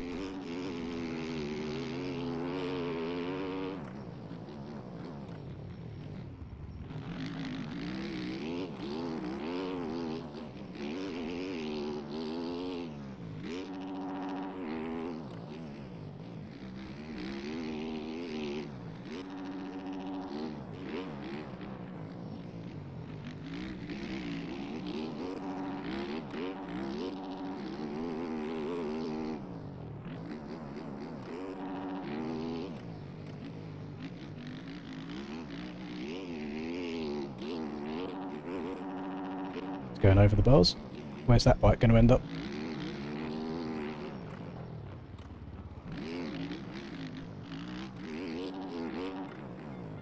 Make sure I didn't take Pit out there. That was not my intention to be that aggressive. So I'd better drive up the hill. Steiner's dead.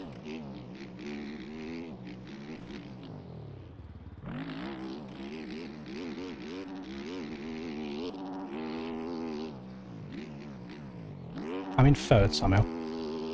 After crashing on lap 1, which is kind of crazy work. Oh, I'm not in third anymore. Fuck me. And now I'm going to get hit by everybody because they can't see over that corner. It was good. Till it wasn't.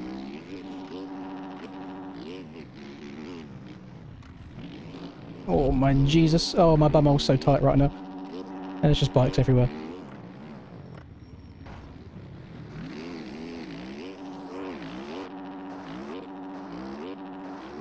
Reed's lack of momentum into the corners is kind of frightening, and that's coming from Unk. Keep always ramming him up the bum, although he did come out during Pride Month, so maybe he's into that. Not good. We went from third to ninth after that little debacle. It wouldn't be a Linz crash if it wasn't somewhere that took the most time out as possible to get going again. Just before the leap is ideally not where you want to be making big mistakes.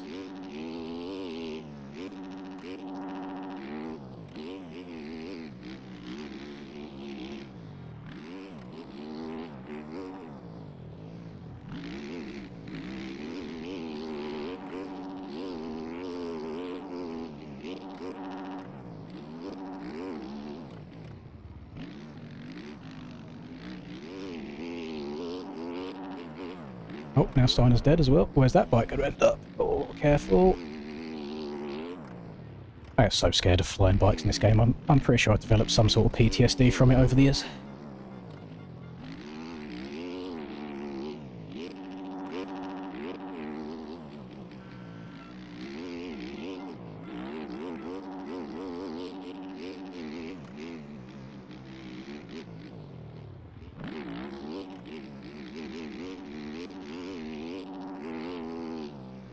I'm seeing a lot of exploding bikes right now.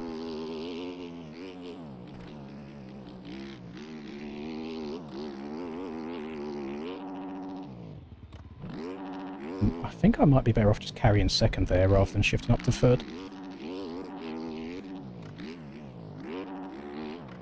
Somehow still in fifth. Like, I thought I'd be down in about 20th right now with how this race has gone so far.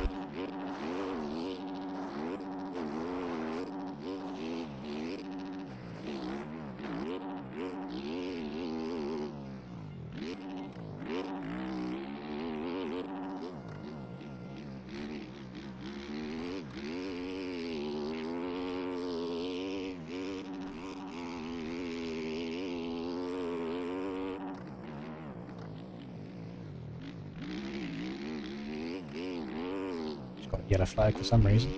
Oh, found the reason. Oh.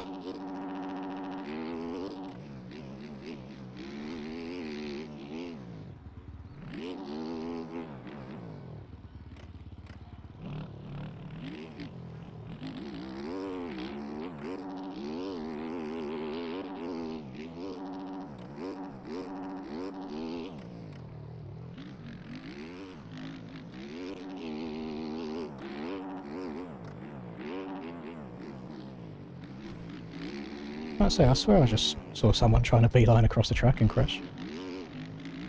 Who is this? I haven't seen the name. Oh. Someone else is dead? Who was it? Oh, it's Tyler. Tyler's not been vibing with the road on this track today. He was disappeared at the start of Moto 1, at least from me, and then we slowly reeled him in towards the back half of it. I think the key right now really is just to keep the bike up on two bloody wheels. Right, let's try second. What a fuck this game's physics, Jesus Christ. Literally trying to make me do a 180 mid-air because my front wheel's a little bit too high for its own liking. What's going on? Yep. I'm so... oh, this game's actually unreal. I have no idea how I've brought that back. That wasn't... I didn't try doing an oppo or anything there. I just tried, you know, stretching it front wheel higher. And the game's tried making me do a 180 mid-air.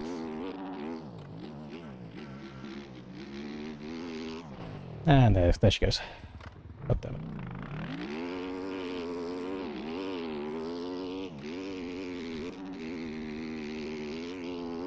Hiya!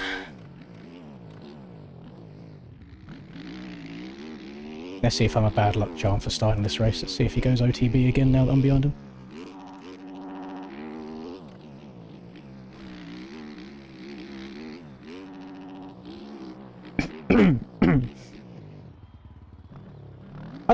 I can't see the rough. Like, the reason I've taken that line again, I missed obviously the first bump that I hit last time and I went over it. So I've missed that. And I thought I was in the clear and my back end just kicked up again in the air and I saw no bump there whatsoever.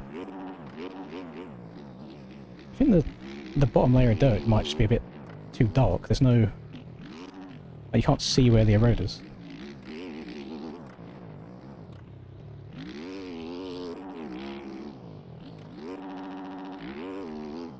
It's not like it was the same mistake 2 laps in a row. The first lap was getting kicked on one particular bump. The second lap is I've missed that one and now I've been kicked on an entirely separate one that I can't see.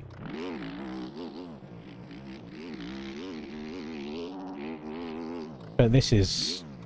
I've never seen so many people keep crashing over and over again. This is hella boofed. I'll try and carry third this time then rather than second. Oh, I had shut off. I ain't getting over this. Boing!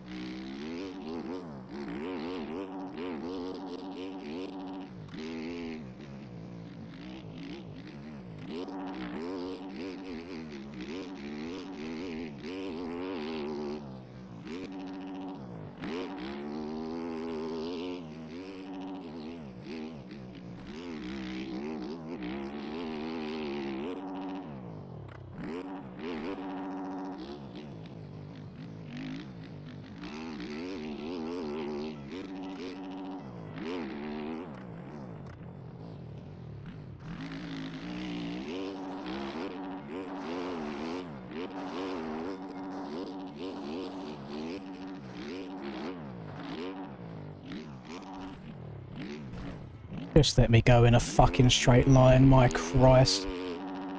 How does this fuck make the bikes worse and worse with every update that he makes? Not the OEM team this time, Perboso. Whatever he done to the balance last update. And now all the weight's up in my rider's head like he's mega mind, and it just topples side to side. Oh, it's frustrating. Again, doesn't happen on the 250s. Doesn't happen at all on the 125. So much like jankiness with the 450s now.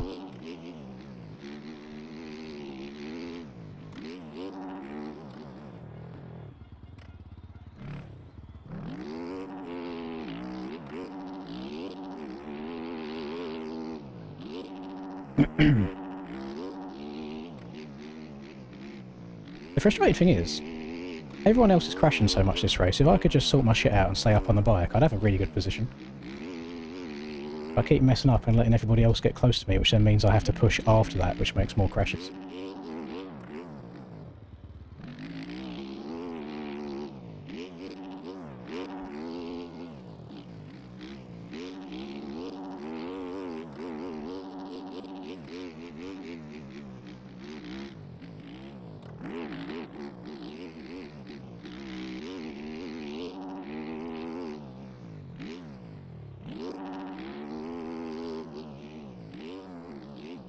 I don't think I can see Rax on the track. I don't think he's loaded in for me. Because I see him nowhere on the map at the bottom. Yeah, on timing and scoring, he's like right around me right now.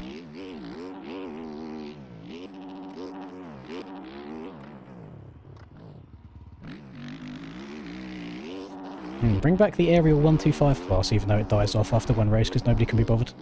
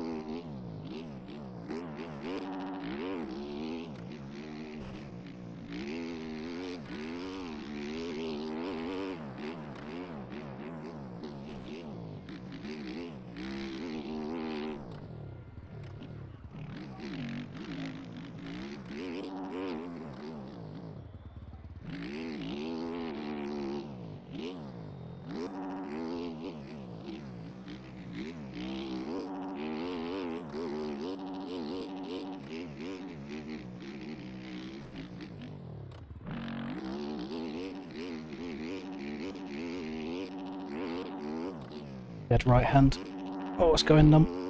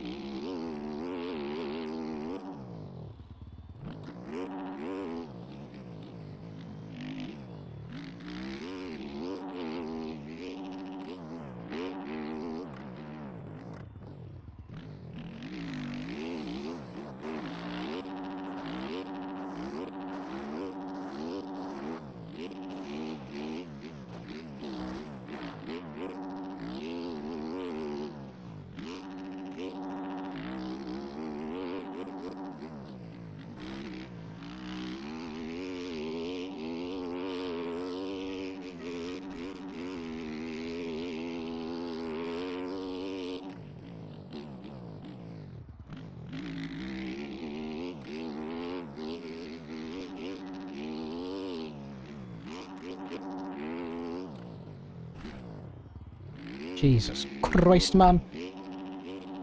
Oh my goodness. I'm gonna have a heart attack.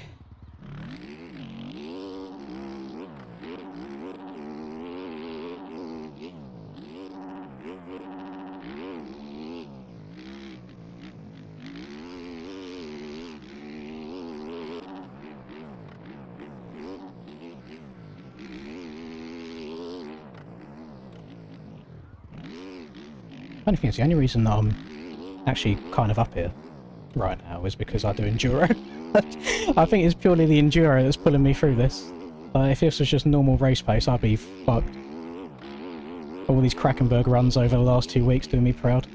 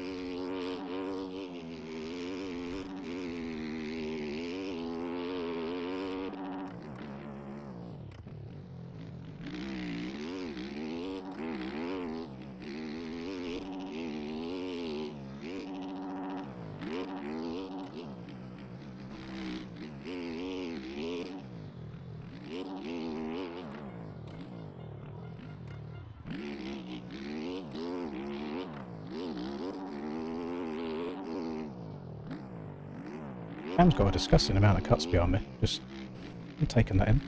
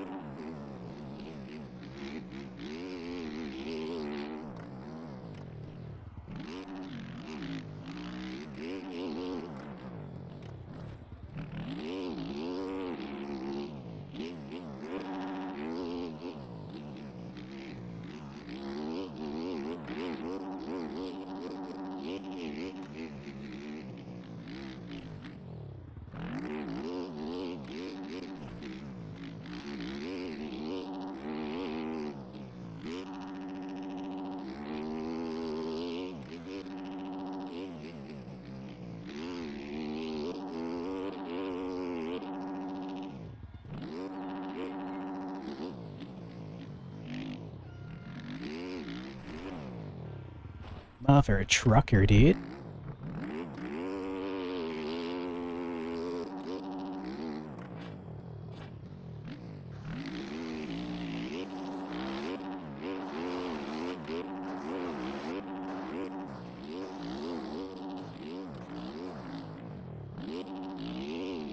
I don't think we're even close to this race being done.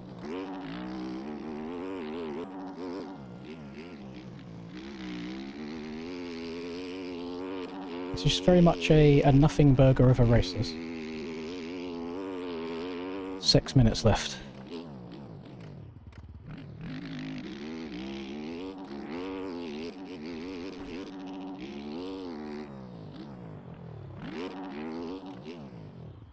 Cam's got like 8 seconds worth of cuts.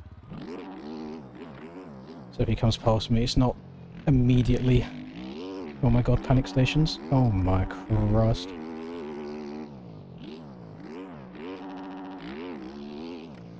I do have quite a few people right on my booty cheeks.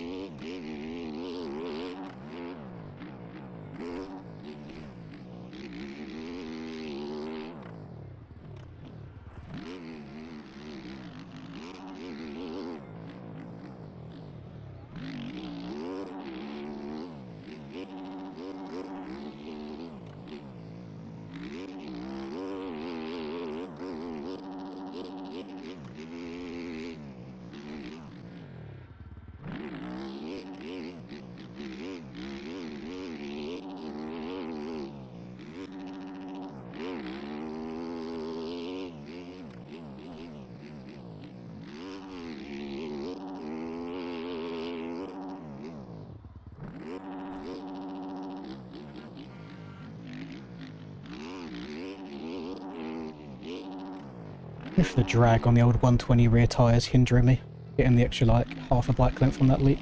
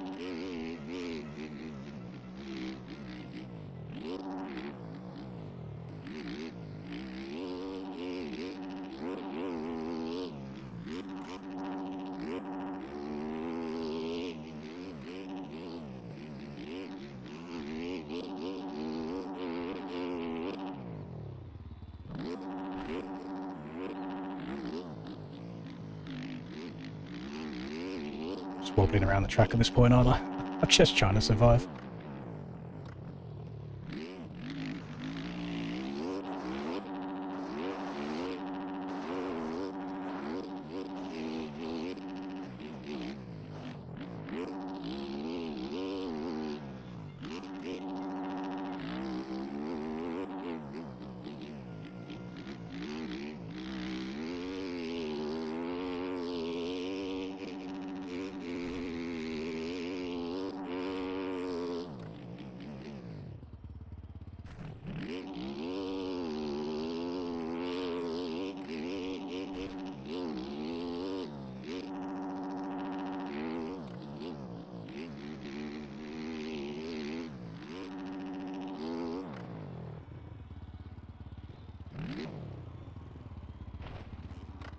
Of course it would spawn me hanging over the right. Wouldn't give me a nice spawn, would it? James!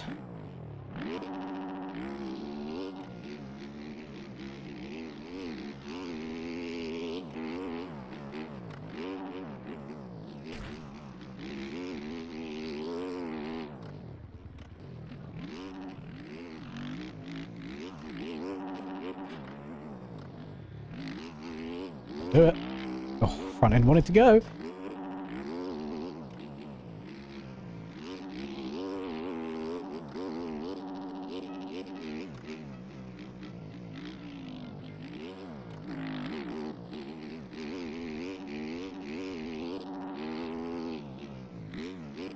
Where's Cam go? Does he go inside? He goes middle. Yeah.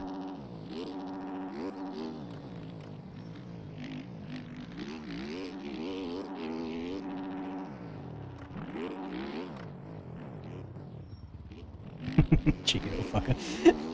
He didn't like me dying up the inside of him there, did he?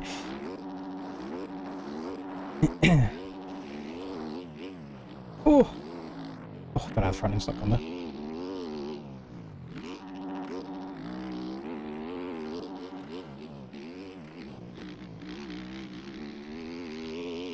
Ripperoni pepperoni.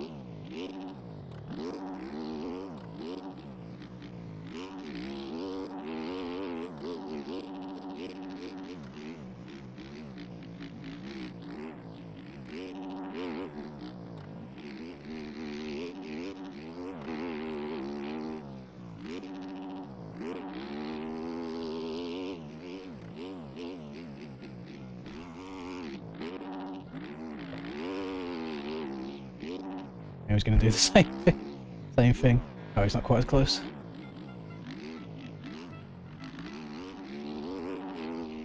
Oh, I'm just surviving here, gamers. I really am. Probably shouldn't have gone outside there. I haven't been outside there. All risks.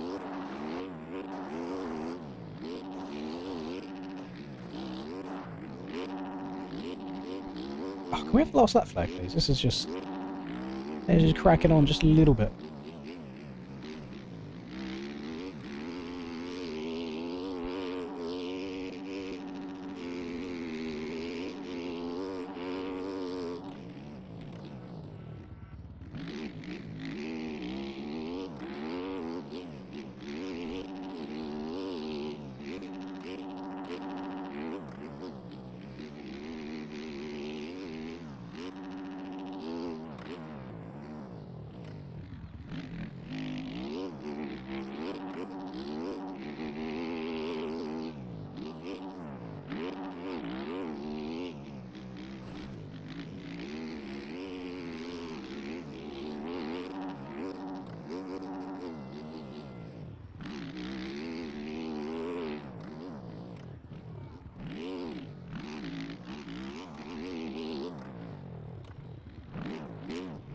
Oh, here on X Games Metal.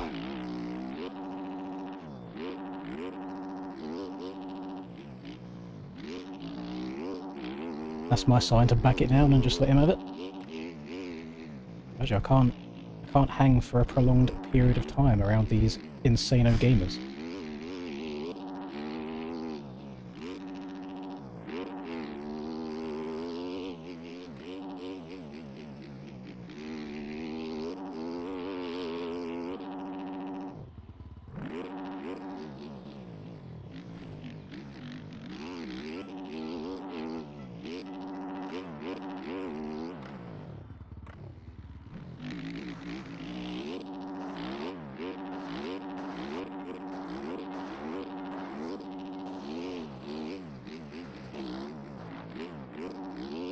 Still no last lap.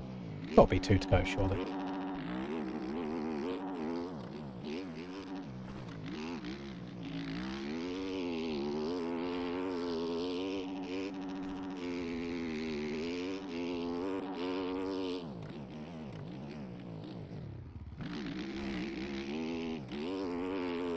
I mean, I've got a good big gap behind me. I may as well try and keep him within 4 seconds, see if I can get him on cuts.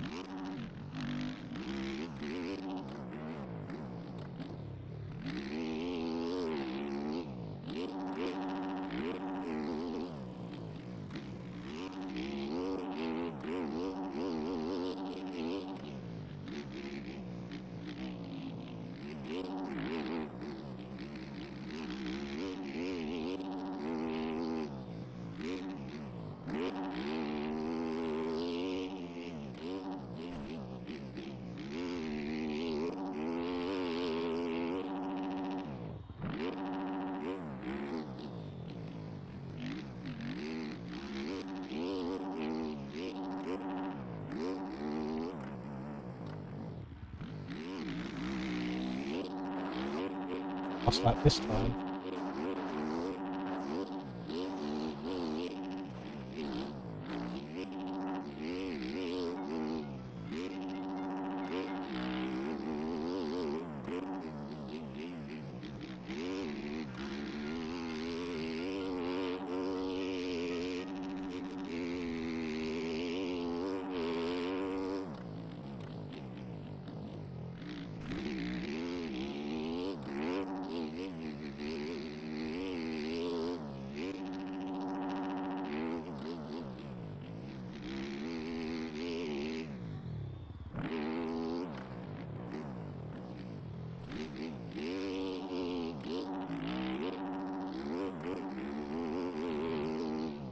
Oh, I love when people just have no intention of checking before they veer across the track.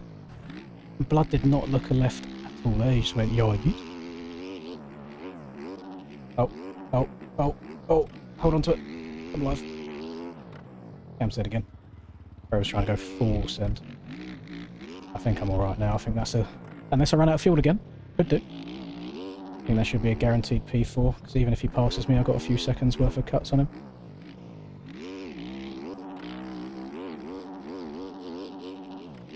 I mean, this race has been better than the first one. Just because you have to, like, pick your way around the track a little bit more. It's better in a very scuffed way. Like, the holes from this road is actually insane.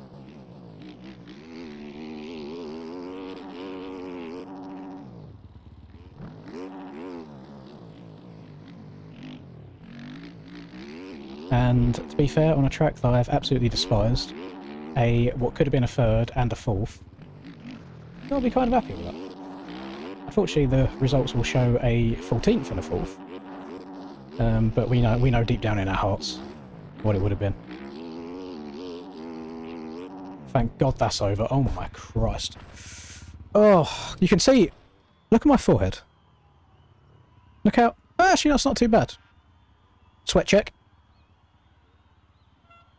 Oh, or is that the sweat? That's for some reason I'm sweating out of my back rather than out of my armpit, but there you go.